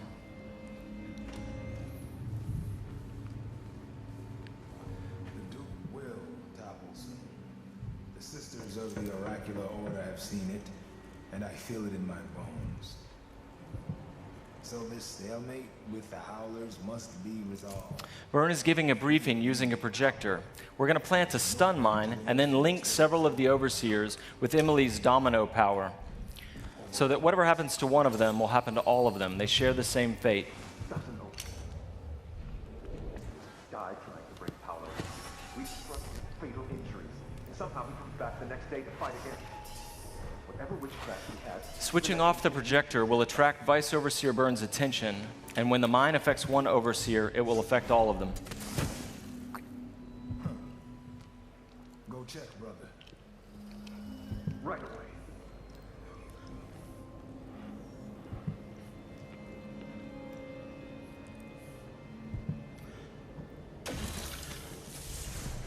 There are many creative ways to use Domino. Now we're going to show you Shadow Walk, another key power for Emily.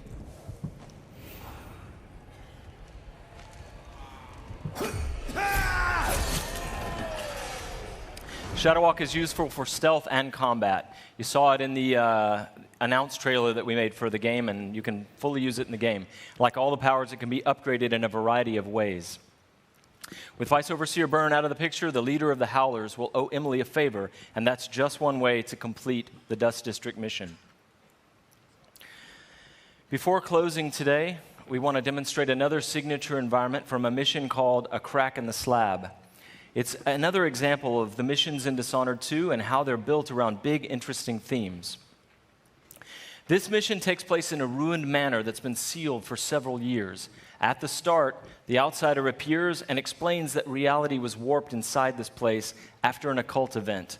Your supernatural powers won't work inside the manor, and even time behaves strangely, allowing you to travel back and forth between the ruined present and the past when the manor was lavish and refined.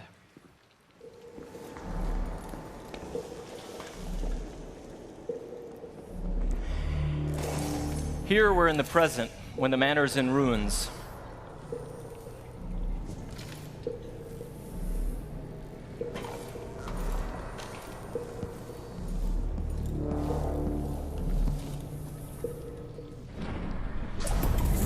Now we've moved backwards, years into the past, when the manor was still inhabited and guarded.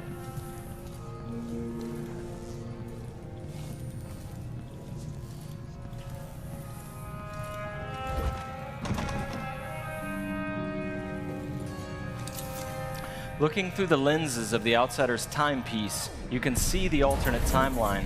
This is useful for solving puzzles, as you've seen, but it can also be used to avoid or take down enemies.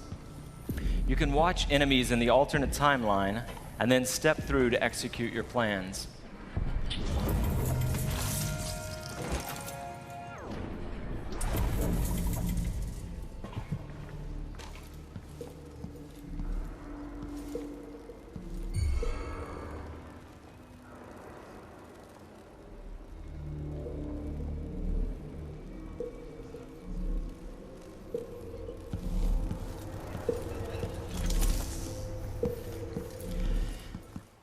We hope you're going to love the game as much as we do.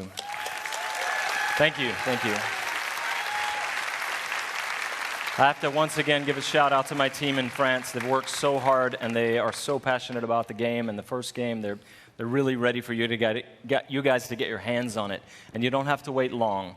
All of you can leave your mark on the Empire of the Isles because Dishonored 2 will release on PlayStation 4, the Xbox One, and PC November 11th, 2016. But before I go, I've got one more thing for you. This is the worldwide launch of the Dishonored 2 gameplay trailer. You're seeing it here first. Good night.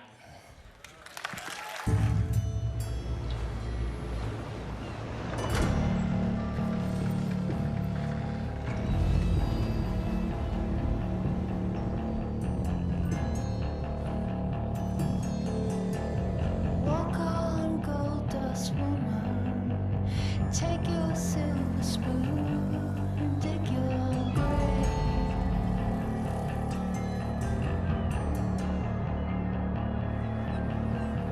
Wake up in the morning, see your sunrise, lost to go down, to go down. Did she make you cry, make you break down, shatter your illusions of love? Tell me, is it over now? Do you know how to pick up the pieces and go home? Walk on, ancient queen, follow those who pale in your shadow.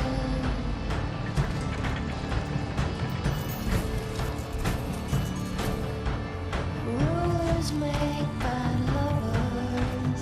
You better put your kingdom up for sale. Up for sale.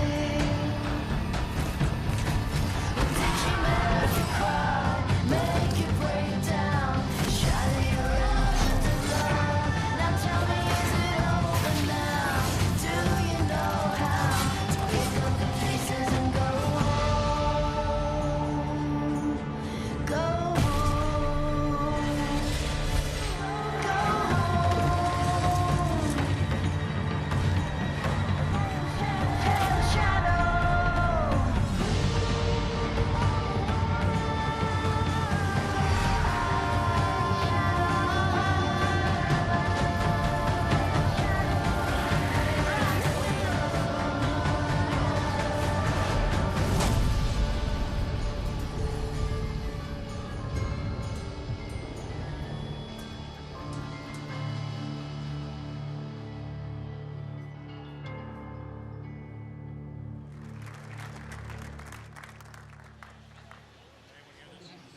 Very excited about Dishonored 2. Could I please have another round of applause for the very shy and took off Harvey Smith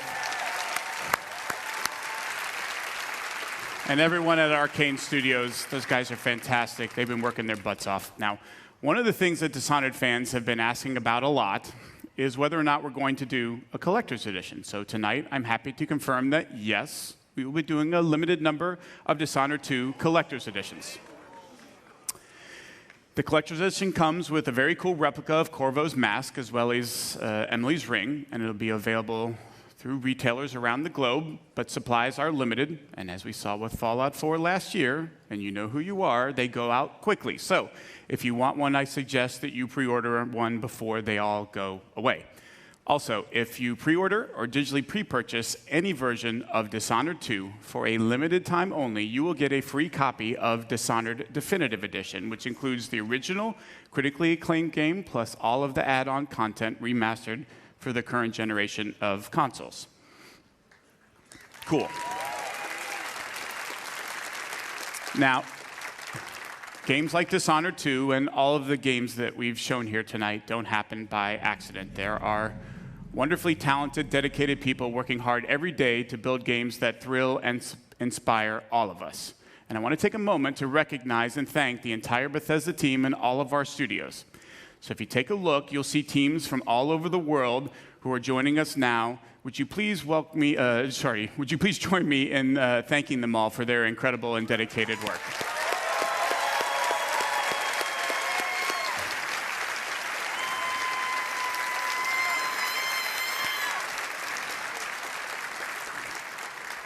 Thank you very much. That was great. So, from Quake Champions to Dishonored 2, from The Elder Scrolls Legends to Prey, plus all of the new content for Doom, The Elder Scrolls Online, Fallout 4, and Fallout Shelter, and the latest in virtual reality gaming, it should be another big year for Bethesda. Now, this has already been a great night, and we want to commemorate this moment and give you guys something special to remember it by. So for all of you here in Los Angeles, when you leave tonight, you'll get a special T-shirt. Commemorating this event and all of the games that we've shown. And for those of you watching the stream at home, Adam and Morgan have T-shirts to give away, so keep watching for a chance to get yours. And that is everything we have to show you from this stage. So if you're here with me in the hangar, you can head over to the other side of the lot. If you're watching online, don't go anywhere. Adam and Morgan are about to take over the second half of the stream. For the rest of our showcase, from all of us at Bethesda, thank you all so much for playing our games and joining us. That's it for me. Have a great night. Adam and Morgan, take it away.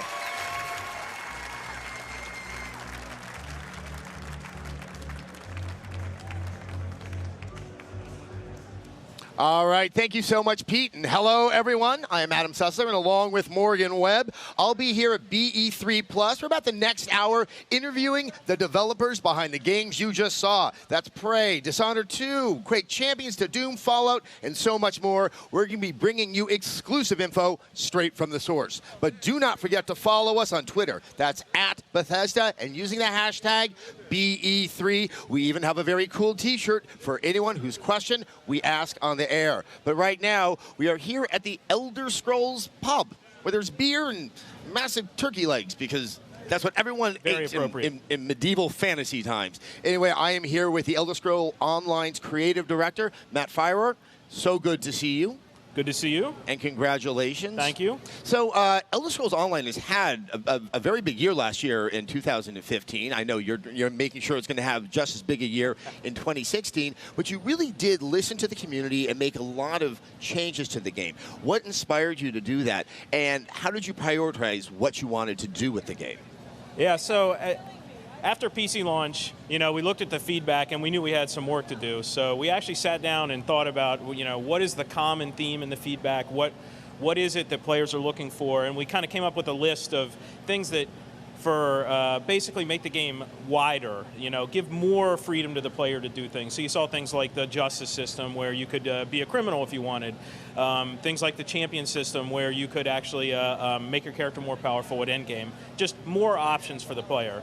So if we just announced one Tamriel, which is kind of the last of those big features that we were going to do. But basically the common feature was make it more like an Elder Scrolls game, make it more like the player can do what they want to do.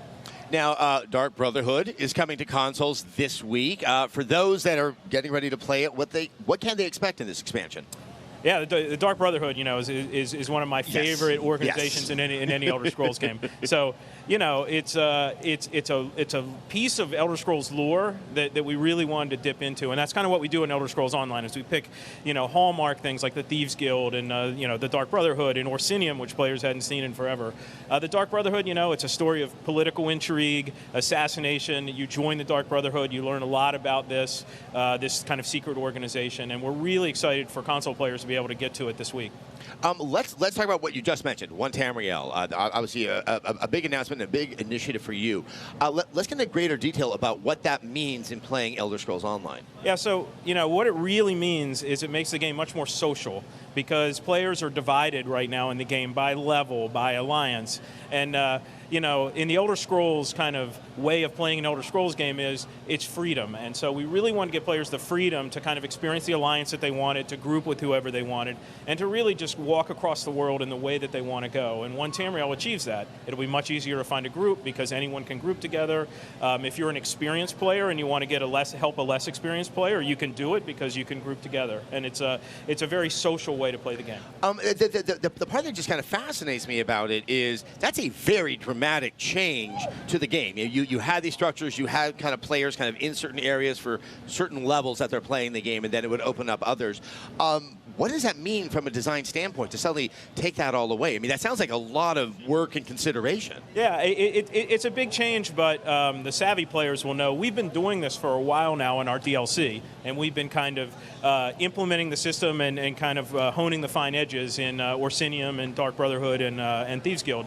So basically what it does is it levels the player to the content and then allows them to group together. So we've really been working on this for a while, and now we're spreading it to the whole game instead of just in the DLC. Well, my final question, I don't even know if it is a question, but community obviously means a lot. You know, you've gamed 7 million players, you're making them happier, you're listening to them. They're out there right now. Is there anything you would like to say to the Elder Scrolls Online community to get them all the more amped up? Absolutely. You know, the Elder Scrolls Online community is amazing, and it's very large, and I was very happy to be able to give the number of that community, which is 7 million. So, you know, a lot of people, and they're very passionate, and we work hard every day to make the Elder Scrolls Online better. And I just want to say one thing, we're working on a lot more things than we talked about tonight. So stay tuned to E3 coverage, and we'll be talking about a lot of other things that you may be interested in besides what we talked about tonight. But seriously, I thank the community. You guys are great. You're why we do what we do. Matt?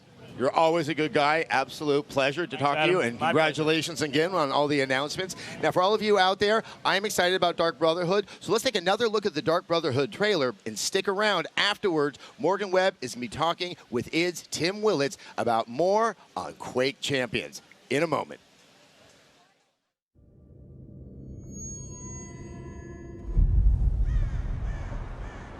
Sweet mother, send your child unto me, for the sins of the unworthy must be baptized in blood and fear. This is the Black Sacrament, Initiate, a contract that calls for murder. Now go, assassin. Take your blade into the night. Be rewarded for your service in our business of death.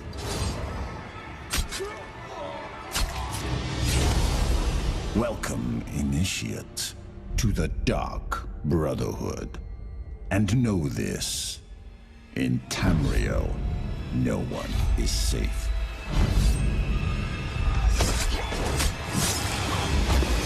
Especially from us. Sweet mother, send your child unto me.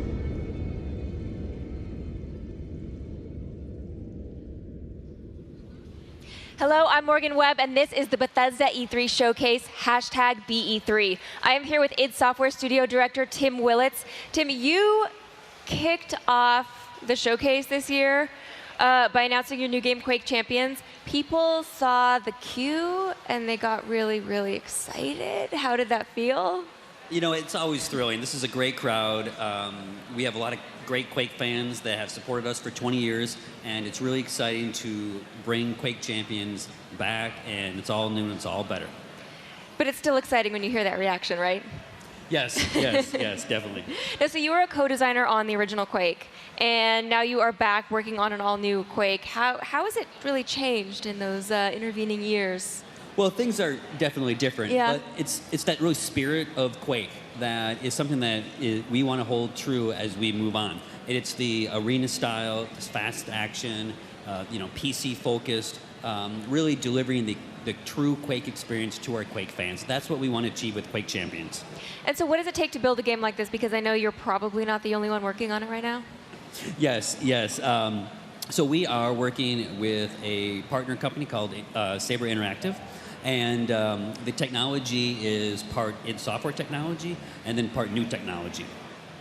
What's the new technology?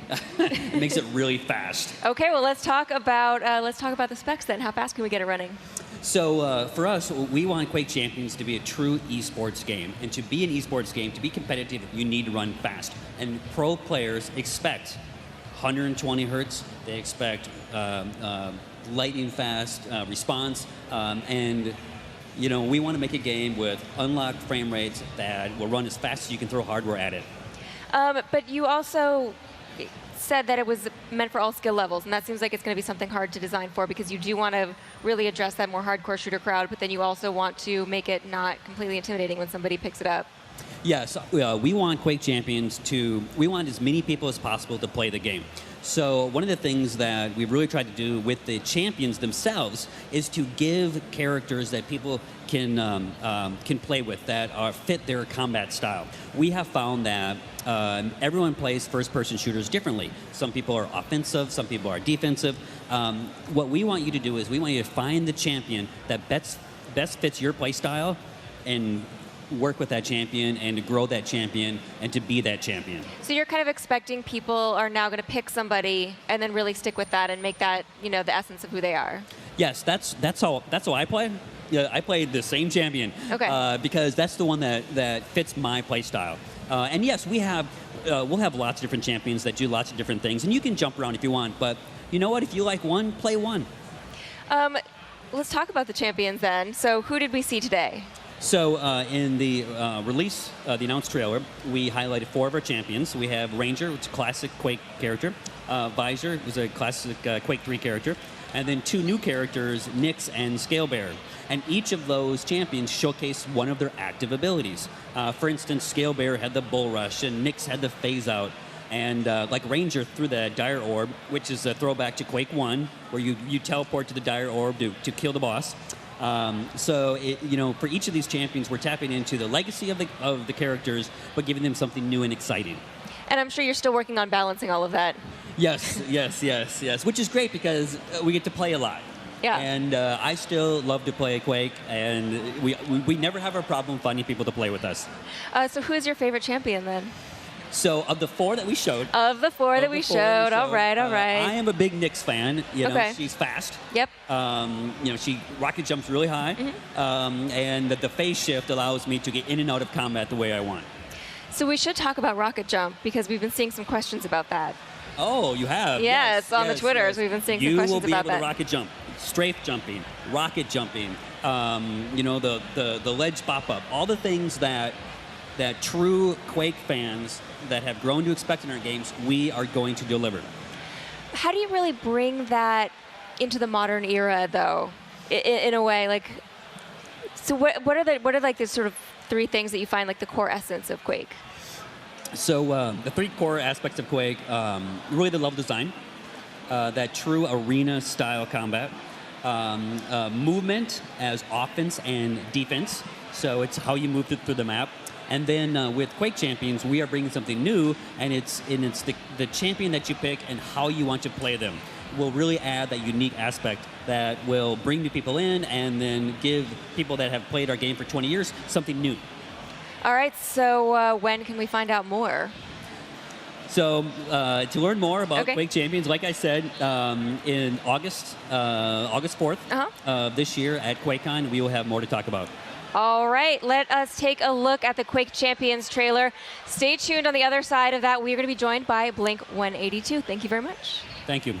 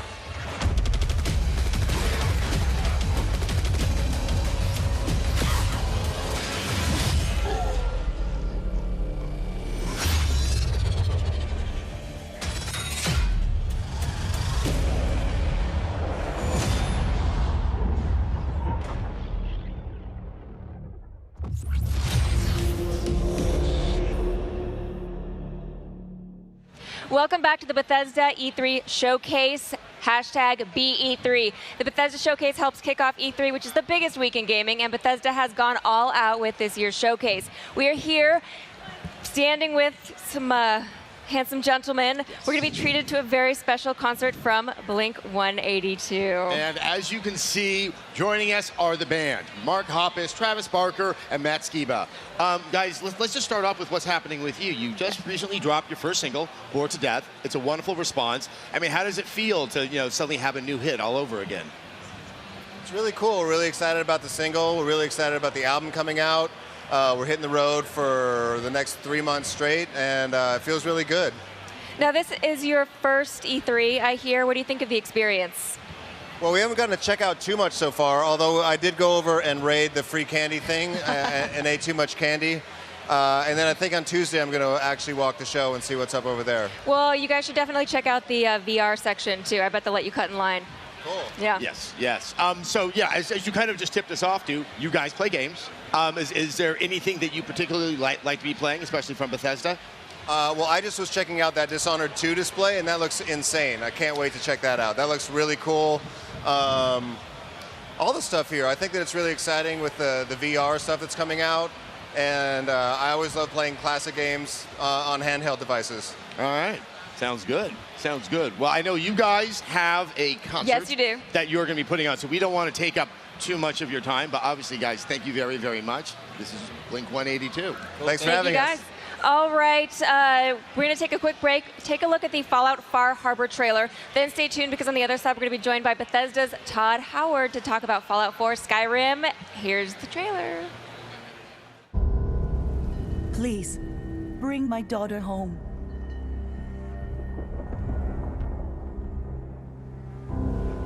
We've paid our dues in blood and bullets. This is our fight. Our island. Not yours.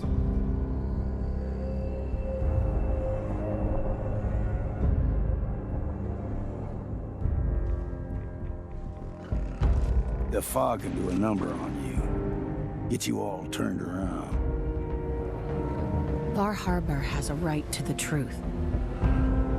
The people of Far Harbor need only peer out their windows to look upon the face of Atom himself, given form in holy fog. I know peace can still be achieved. Peace? You call murdering one of ours peace?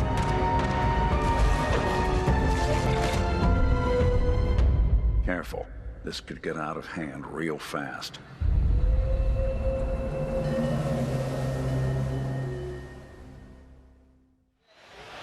Welcome back to the Bethesda E3 Showcase, hashtag BE3. Morgan and I are always, but especially this time, very, very excited that Todd Howard, game director of Bethesda Game Studios, has joined us on stage. Todd, you've had one of those busy years since we saw you last year, and you talked about that Fallout 4 Fallout Shelter game. Yeah, we've been very, very busy supporting the game. Our fans are amazing, and you saw some of that tonight, but we have so much stuff coming out because we love the games. We want to make them better for everybody. Yes, you have been working on 3 add-ons, and you just announced 3 more add-ons. They Contraptions Workshop, Vault Tech Workshop, and of course, Nuka World. So, what exactly is Nuka World? Nuka World is actually going to be our last DLC for fall. We want to go out with a big one. So it is a big story-based DLC, new world area of the map to go to, and it's a big amusement park that's been taken over by raiders. We're going to have a lot more info as it gets closer to release in August. So it's just to clarify, it's an amusement park that existed before the apocalypse. It's a pre-war amusement park. Got it. Because it doesn't look that amusing the right Disney now. World Hershey Park of Nuka-Cola, so it has all these areas. I don't want to spoil it yet. No, I understand. It's exciting, it's big, we think our fans are really going to love it. Contraptions definitely caught my attention, especially the Rube Goldberg, the ball going down. How dynamic, how extensive can you play around with that? I mean, I assume you guys have been practicing that, and playing around with it back actually, at the it's studio. we like to build toys for people to play with. You think of Mousetrap or Rube Goldberg machines, and so Contraptions lets us add a lot of switches, conveyor belts, elevators, and I think what our fans and the people who really like Workshop, what they're going to do with that's going to be pretty incredible. The one thought I had is, when you look at all that metal, and I just know all the aluminum, and I'm like, oh, I got to go out and look for some aluminum. How much resources is it going to require the player to gather to be able to make some of the more elaborate stuff? Obviously, there's some, but we don't want that to be, a barrier to creating this thing you have in your head. So I'm actually excited to make my own vault from the building standpoint, also because I really like experimenting on my vault dwellers. Yeah. Morgan's is just a sweetheart, as we all know. Can I just point that out? They work for me. But what does this actually add to the game? So actually, with the Vault Tech one, it's not just being able to build the vault, but there's actually it's a workshop pack that actually has a quest to it and what it means to run the vault. There's a little bit of story there, and so you can have some fun with the dwellers. And I will. I definitely want to touch on mods, because we're about to have the experience of console players able to experience mods. Obviously, the mods are built on PC. You've been dealing with the mod community for quite some time with your games. Can you explain to them exactly why this is such a big deal? Yeah, I think we're seeing that already. We actually just passed 20 million mod downloads, which I think is incredible in a short period of time. And when was it made available?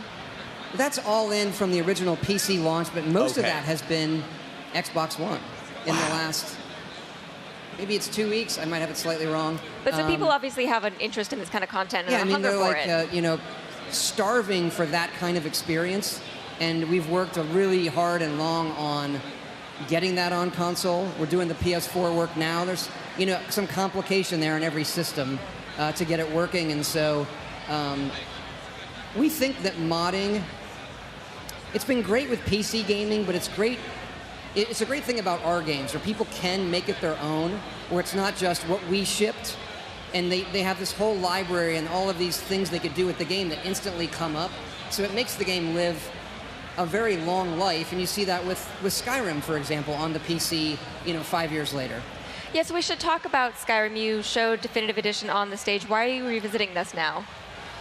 We love Skyrim, and so we go back to it, and we had actually ported it. We did like an initial Xbox One port just to learn the system when we first got the Xbox One hardware, and really over the last year, we came back to it, and it's just to see that game come alive again, and how much fun we've had remastering the artwork. It really is a special game. We're fans of it as well. We make the games for ourselves, so it scratches a very unique itch when you play it. It's hard to put down. And I want to clarify, because when you showed kind of the versions, Xbox One, PlayStation 4, but there's also PC, that this is more than just more spit and polish on it. Like there is a lot of work that's gone into it that even a PC player can experience. I couldn't hear your question completely, Adam. I am so I am not sorry. wearing a headset. I just realized that. We're sort of actually both wondering, there's an Xbox version, a PlayStation version, but there's also a PC version. There's an Xbox One version, there's a PS4 version, and then there's a PC version. Now we have, with Skyrim, we have remastered the art, so even the textures are, they're even higher res than the HD pack that we did on the PC. Gotcha. And all of the shader work is much more advanced we had on the PC.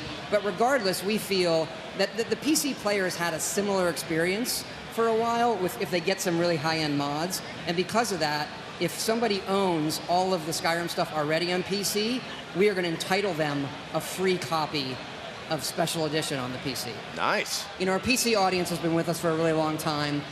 They also make the mods, so we felt it was the right thing to do. I can feel a few subreddits just lighting up in great happiness as we speak.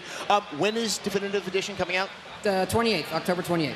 Cool. I think we also have a question. Yes, we do. Yes, you want to read it? I will read it to him because I'm closer. Dan2000 from Twitter wants to know, where do you get your inspiration and ideas for the amazing Fallout DLCs? We actually do a thing at the end of each project called a game jam. Let everyone on the team do whatever they want, and they have to add it into the game. And a lot of the folks in the team, they're very, very creative. They come up with great ideas, and it's really something we look at it together and we say, okay, what are the best ideas in this game jam that we want to put into DLC or put into updates? Survival mode, which has been really popular, was a game jam idea that a few of the guys did, and that's really where the ideas come across. The whole team. Great group. Amazing group.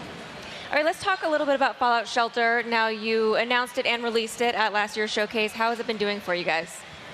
Amazing experience. We were, last year, we've been busy this year. Last year was crazy leading up to this event where we're announcing and releasing a mobile game on top of Fallout 4, and it's a little weird. We say like 50 million people have played it. That's more people than every other Fallout game combined. So it's a little weird to think that that is, you know, there's just so many people. That there might be someone out there playing Fallout Shelter that doesn't know the games that it was actually based There's on. obviously, yeah, there's this large group, which is bizarre to think. And so it's been a great experience for us developing on mobile, or a game that has a quicker dev time, lets us update it a lot, is a lot of fun in a different way, something we enjoy. So it's been a great experience, and you know, we're going to do more mobile games in the future. How do the quests work in Fallout Shelter? The quests, so what you do is you build an overseer's room, and from the overseer's room, there's a whole list of quests. They're like daily quests and quest lines, and then you form a party of 3 dwellers and you send them out. And you saw that in some of the footage where they will find buildings, be able to go into them, they'll meet new characters. So it's a really nice addition to the game and something that we've wanted, we think our players have wanted as well. Now, you have a Fallout 4 VR demo right here. Yeah. What will people experience when they go check that out? Well, for this, we've set people up near the Red Rocket with dog meat. And that really is, we had looked at it for a while. Should we do it, or what should we do with VR? And we had felt, as we were finishing up Fallout 4, it is the perfect game for us to do. Particularly, well, we made it, but you know, it's the perfect game for VR, because I think when people think about VR, they want to be in a world. They want to walk around. They want to go anywhere. And so we have a demo here, but it's actually the whole game. If we don't kick someone off it, they can go down to Diamond City. Like, our view is, let's not make like a short version of Fallout 4. The promise is the whole game. And that's what we're going to be doing. It's just, you know, the interface is already on your wrist. You can just pull it up and switch around, playing with the weapons. And it's exciting for us where, even though we've lived in the game, to step it into in VR, it becomes real on another level. And it's one of those things that I hate kind of describing. Oh, no, I mean, it's really, really hard to do. I think that's true. It's really true for a lot of VR stuff. Yeah. But this one is really clicked even more than we thought it would. We're really excited about it. From the moment that VR looked like it was going to happen, you know, with Oculus, with Vive and everything like that, the first game that I saw people talking about that they wanted to experience in that was Fallout, and you have delivered it way earlier than I ever thought it was going to happen. So, I mean, I'm incredibly excited. Todd, thank you so Thank you. much As always, for it's stopping great to by. see you Yes, both. always good to see you. Yeah, we have a lot more Fallout to play, both Fallout 4 and Fallout Shelter. Yes, we've got a lot more showcase for you as well. Remember to follow along on Twitter at Bethesda. Use the hashtag BE3. While we take a very quick break, take another look at the Dishonored 2 trailer, and when we get back, we'll talk with Harvey Smith.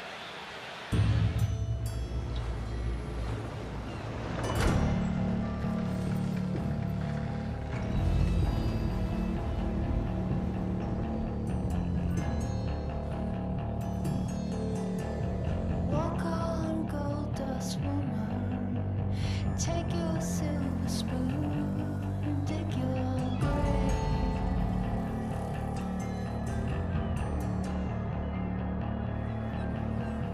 Wake up in the morning, see your sunrise lost to go down,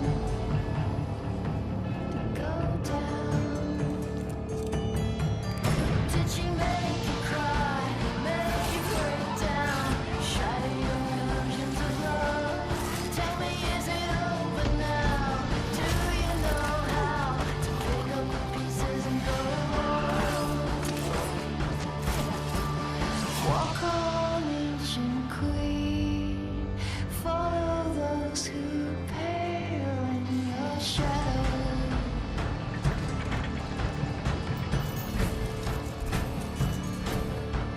Rulers made by lovers. You better put your kingdom up for sale. Up for sale. Did she make you cry? Make you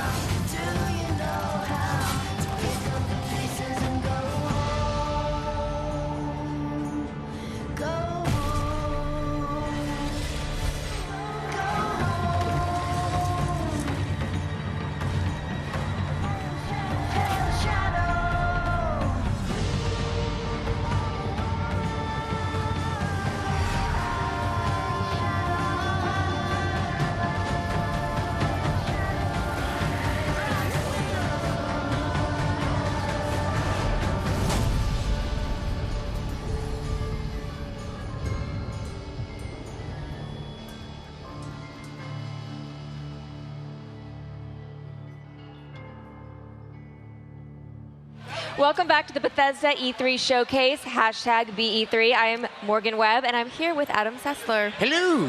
What you got there? Well, this is the Dishonored 2 Collector's Edition. Yes. That is Corvo's mask. You can see it right there. It is for real. It's really kind of cool. I might pretty just awesome. run around the house and try to terrify my wife. Sounds Anyway. like a plan. That means we're talking about Dishonored 2, as you can tell. And we are joined by Harvey Smith, the co-creative director at Arcane Studios. Now, I don't know about you, Morgan, but after everything we got to see, I really, really do want to grill you, Harvey, about more details on Dishonored 2. But Morgan, you go first. I'm ready because I'm going to have some questions Look about at Emily. You're all ready. So you showed off some of her powers on stage. Let's start with Far Reach and how this is similar to Corvo's Blink power and how it's different than that. Yeah, so we started out knowing that we wanted to give Emily a mobility power like Blink, but we didn't want to just recreate Blink. So whereas Blink moves you rapidly through the world in a line, feels almost like a teleport, Emily's Far Reach is more elastic. You feel like a whiplash as it pulls you through the world, and it can be upgraded in different ways, pulling objects toward you as you saw in the trailer, and even snatching a person through the air and killing them when they arrive, or choking them out, because we've added a lot of non-lethal options this time as well, something fans asked for. So let's talk a little bit about how Domino works. Yeah, Domino is another power that's really creative. You start out being able to link 2 people, then you can link 3 or 4, depending on how you upgrade it. And players are already figuring out clever things to do. We have a scene where the Overseers have a firing squad. They're executing some heretics. And one player cleverly figured out, it was actually our lead designer, Dinga Bakaba. In the middle of a presentation, it just occurred to him, what if I link the guy in front of the firing squad and the guy executing these heretics? What will happen? And it worked, because the way we approach things, we didn't even have to think about it in advance. It just worked. The guy fired the pistol, and it killed the heretic, and it killed the firing squad executioner. And let's talk about Mesmerize, which we also saw. Yeah, so we showed Mesmerize tonight in the walkthrough of the Dust District. And basically, it's Emily summons an entity from the void, and it sort of takes the minds of a number of people. It can be upgraded as well. And they kind of mutter strange things. It was a really fun thing for me. And Sashka Duval, our narrative designer, worked on the lines for what they say when they're in a stupor, and it's really fun. It reveals things about them, and it's very Dishonored flavored. But they have no recollection of what happened, so you can move around them, you can go past them, and they won't remember that you were there. Or, of course, while they're in that state, you can assassinate them. So now that we've just, explored Emily's powers, which sound completely awesome, there is still Corvo Attano. He is retaining the powers from the previous game, but you've decided to kind of re-examine them again and expand sort of how you can improve them through the course of playing. Yeah, so it's an important thing about the game is that you can play from beginning to end as Corvo Attano, and all of the powers from the first game are back. Devouring Swarm, where you can send a rat swarm on someone, but those have all been upgraded in different ways. So now you can upgrade that so that there's a larger swarm, or you can have 2 swarms, or you can have a swarm of rats that follow you. So Possession is back from the first game, but it's upgraded in many different ways as well. So all of Corvo's powers from the Age of the Rat Plague are back. So let's talk a little bit about the setting, because that's changed. What brings them there, and what's sort of the essence of the new setting, Karnaca? Yeah, so, our art team and our design team worked very hard on Dunwall in the first game. We have this place that's inspired by London, Edinburgh, in the early 1800s, mid-1800s. And so for the new game, we both wanted to visit Dunwall again and see it on the next-gen consoles, see it made beautiful by the new Void Engine technology. But we also wanted to spend most of the game in a new environment. And so we traveled to the south, to Karnaca, which is very much like southern Europe. It has elements of Spain, Italy, and Greece. And that was originally our art director's decision, Sebastian Metton, a driving force on our project. And he worked with our level design director, Christophe Carrier, and me, and our lead designer, Dinga Bakaba, and our narrative designer, Sashka Duval. We all worked together to envision what Karnaca would be like. What's the culture there? What are the songs? What are the foods? All of that is very different than Dunwall. you were hitting on the notion of themed missions, that there was something that, if not one thing, there were elements that each mission was built around. I would love to hear you expand on that, because it really sounded interesting. Yeah, so we've said that this time the missions are built around big, interesting themes, either from a fictional or gameplay standpoint. We had a little bit of this last time. If you imagine Lady Boyle's Last Party was a mission from the first game that took place in a costume party that everybody talks about. Right. You guys know. And so this time we wanted to go further with that. We worked very closely with our level design team. And you saw in the announced trailer the Clockwork Mansion, where Kieran Jindosh, the inventor, lives. The walls, floor, ceiling move. Tonight you saw the Dust District with its randomly occurring dust storms that change visibility and stealth a little bit. And then we also, at the very end of the presentation, demonstrated a crack in the slab with the time travel in the mission. Which was incredible to look at. I just have to let you know. Thank you. How do you make sure, with like all this stuff going on, that you make it sort of accessible for new fans who are entering the world? The question was, how do you make the game simultaneously for the new fans and the old fans? Yeah, so that's a real challenge. It's a really good question. You know, we want enough touchstones to the original game that so people who are deep into the lore get it, but we also want to open it wide up. If you've never played Dishonored 1, this game still works. You don't have to know Dishonored 1. You can just jump into it, choose Emily or Corvo, and make your way through the adventure. On the other hand, if you know Dishonored 1 and the DLC, there are lots of things that you might have seen in the gameplay trailer where you will have a deep, resonant experience because you understand the world, the setting, and some of the characters that are back 15 years older. All right, so when are people going to be able to play Dishonored 2? When does the game come out? So the game will be available November 11th, 2016. All right. I'm very, very happy about that. I know I have to wait a few more months, but Harvey, thank you so much for joining us. Thank you, guys. Honestly, I cannot wait to play this game. All right, guys, we're going to take a quick break. While that happens, take a look at the Elder Scrolls Legends trailer from tonight's showcase.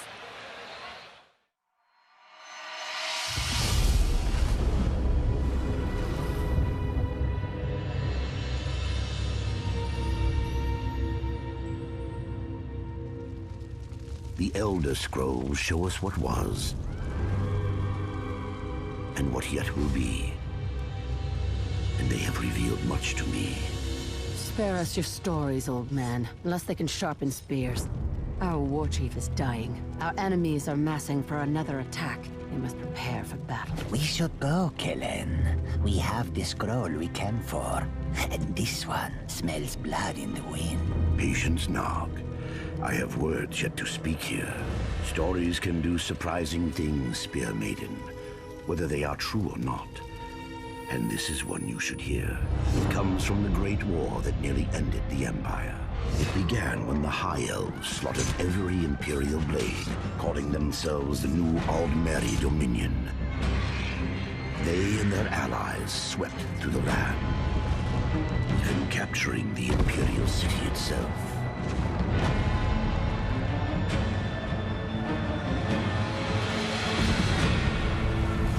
The Emperor fled north, leaving Cyrodiil to the invaders. This is the story of a forgotten hero who changed the very course of history.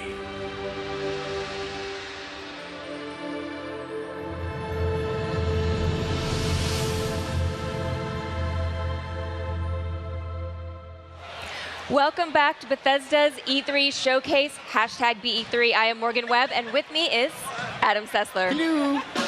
It was just a year ago that id Software publicly showed Doom gameplay to the world for the first time. And as I recall, the crowd went totally crazy when they got their first glimpse at it, and for good reason. Yes, and last month, Doom was unleashed in the world all over, and that's why we are here with executive producer Marty Stratton. Marty, this game was a long time in the making. I mean, it finally came out last month. I mean, what was that feeling to finally just have it out there? It was amazing. It was the best feeling for our whole team. You know, we worked really, really hard on it. We put it in the fans' hands, and can't thank them enough for their embracing of it, their enthusiasm for it. We spent the first 5 days watching people play on Twitch, and to have that connection with people and see them play it was the best feeling for everybody at the studio. And you got to see that they were better than you, right? Yeah. Because that's what always happens when I watch Twitch. Yeah, yeah. Yeah. I was going to say, you also announced that you're making some of the game, I believe the first level, free for everyone for the next week. For those that hopefully you've been treated to try out this awesome game, what can they expect? Yeah, if you've heard about it, your friends have told you it's great. We wanted to make the first level of the game available. The game just jumps right into the action, so you don't have to sit through a bunch of cutscenes or anything like that. You get the whole first level, all of the difficulties. You can really explore the world, find the secrets, see a bunch of the enemies, and just have a great time. I mean, it's an addictive game, so we feel like people will play that first level and really want to play the rest of it. So I want to get a little more information about the 2 new free multiplayer modes that you announced. Yeah, absolutely. The first one is kind of a one-flag CTF mode, but we do it kind of Doom style. Doom's about movement. One of our modes, Warpath, was very popular.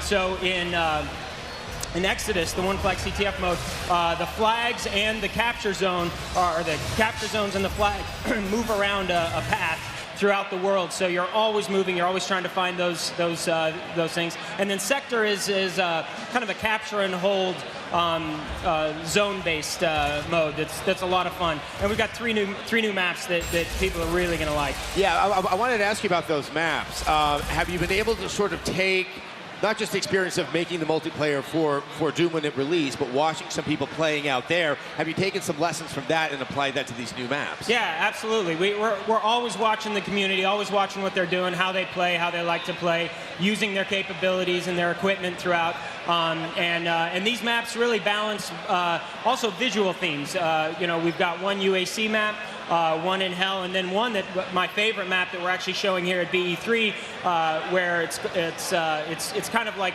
a UAC base, space station has opened this portal to Hell, so you actually play both in the UAC and through a Hell experience. Really, really fun stuff. Can we talk a little bit about the new demon, the Harvester? We saw it very briefly on stage. Can you tell us anything about that? Yeah, absolutely. The Harvester's really nimble, very fast, move through the world really fast. Has almost like a lightning gun, magical type of attack, where he kind of takes enemies down, but then as he does that, builds strength. And then kind of his alternate ability is this massive radial damage that he can throw out after he's built up enough by killing other foes. And we've talked about all this great DLC. Is there anything else that's coming out ahead of the DLC? I'm completely feeding you this question, as you can tell. Yeah. No, we've got a really big update coming at the end of the month. We're really excited about it. We've really spent this first month listening to what people want, what they want to play, how they want to play the game. The update coming out, way too many features to list here, but across single player, multiplayer, and Snap Map, just a ton of stuff. New ways to play. We've got a center gun mode. If you're a classic Doom fan, you can play with the gun in the center. Another feature, photo mode, and then a bunch of fixes to the game that people have been wanting. So keep playing Doom, and we're going to keep supporting it. All right, thank you so much for joining us. Thank we really you, thank appreciate you. it. Thank you. We're going to take a quick look at a trailer. We'll be back with Raph Colantonio to talk about Prey. So why don't you guys watch the Prey trailer? Good morning, Morgan. Today is Monday, March 15th, 2032. You have a 9 a.m. appointment with Alex in his office. There is no duration set for this meeting. There is a 3 p.m. meeting in TranStar Conference Room A to greenlight research and development plans. Please confirm your attendance prior to arrival.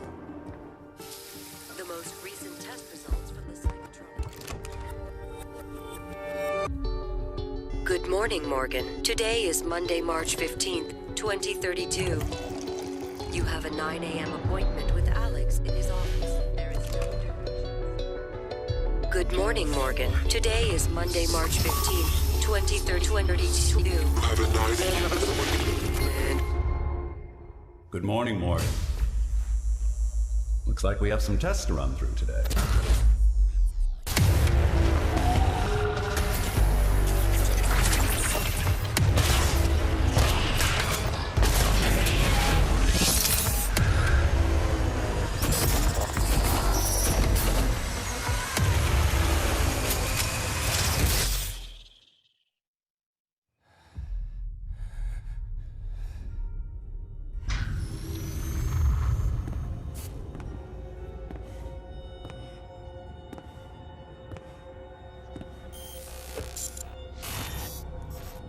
Good morning, Morgan.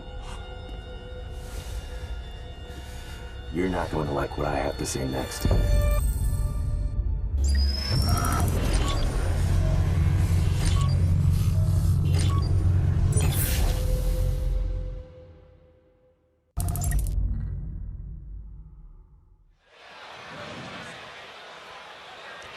Welcome back to the Bethesda E3 Showcase, hashtag BE3. Now, Adam and I, of course, have changed locations. Yes. And we are joined by Rafael Colantonio. He is the co-creative director at Arcane Studios.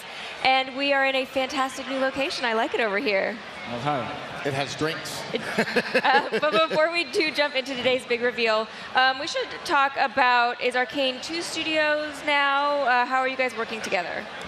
I'm sorry, I can't hear very well. What?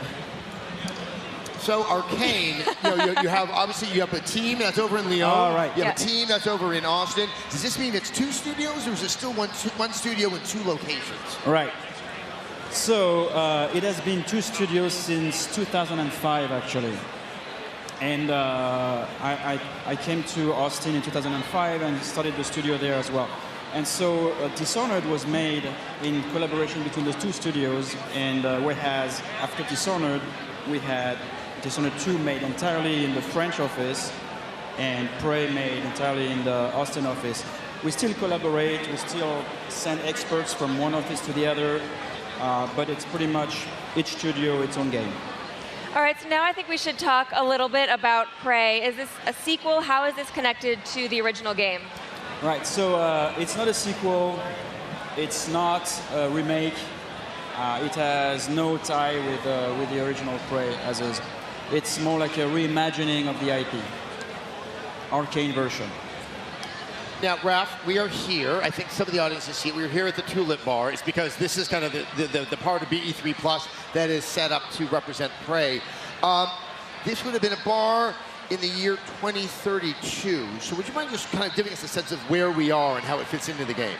Yeah, so this is called the Yellow Tulip. It's the bar of the station. It might sound weird that we have a bar on the station, but... On the space station, not a train station. Space station. On the space station. And the reality is that it's a space station that was created by a huge high-tech corporation. So it's a place where scientists are welcome to work. And so it's very welcoming, very attractive to the best scientists in the world. So there are all these really cool facilities, such as sports rooms and also like artificial parks with trees that have been engineered, etc. No, so the space station itself looked huge. Can you explore it? How much of it can you see? Yeah, so one thing that is interesting to note is that it's not a mission-based game like Dishonored, where it's mission, level after level.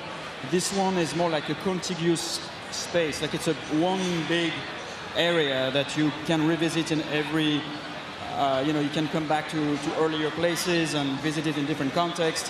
So you can visit in and out, because you can also go in 3G. Not 3G, 0G, 0Gs. 3G is an old, yeah, even 3G. It's been a long day for all of us. So you can fly 0G around the station and have access to different areas this way using airlocks and visit extra content. Obviously, one of that signature style of Arcane is giving the player the tools, and they figure out how they want to play with the tool set that you've given them. I assume that is still the case with Prey? Totally. It's part of our values. A lot of it is based on the simulation, so we really have the game resolve situation for us, and inherently that is full of choices for the player, because they explore with their own play style, try different things, and then the game let them try it. In addition to that, we also have obvious choices related to the story, who you help, who you don't help, because there are some other people on the station, space station, that are still alive, and I don't want to talk too much about it, but there will be some consequences to the choice you make. So let's talk about the aliens that we saw in the trailer. Can we talk a little bit more about them? Yeah, so we'll see more of them at the QuakeCon. Those are called the Typhon organism. So they're alien species, and they have their own ecology, so they have their own purpose. They have weird powers. They can hide. They can mimic things. And you can acquire their powers. So I don't want to talk too much more about it, but you'll see. Well, I have the most hard-hitting question. Did you name the character after me? Yes. Perfect. I'm done here. Thank you. No, the reality is that we wanted a gender-neutral name so that the player could choose if you want to play a male or a female character. Is there like a bald janitor called Adam? Yeah. I'm just throwing that out there. Yeah, as an idea. Well, Raph, obviously that was very exciting to see the announcement today. Thank you so much for joining us and explaining a little bit more about the trailer. I cannot wait for QuakeCon because you got me very, very excited. All right, guys, everybody at home, thank you so much for joining us. If you want to know all the news as it happens, all you got to do is follow @Bethesda, or you can always go to Bethesda.net to get more info on everything you saw here tonight. Now it is time for Blink 182 to Yes, take I just want to say a big thank you to Bethesda, a huge thank you to Morgan Webb for putting up with me for the past 3 hours on camera. It's always good to do this with you. Raph, thank you guys as well. Yes, Blink 182 is about to play, and we're about to go listen. Thank you all.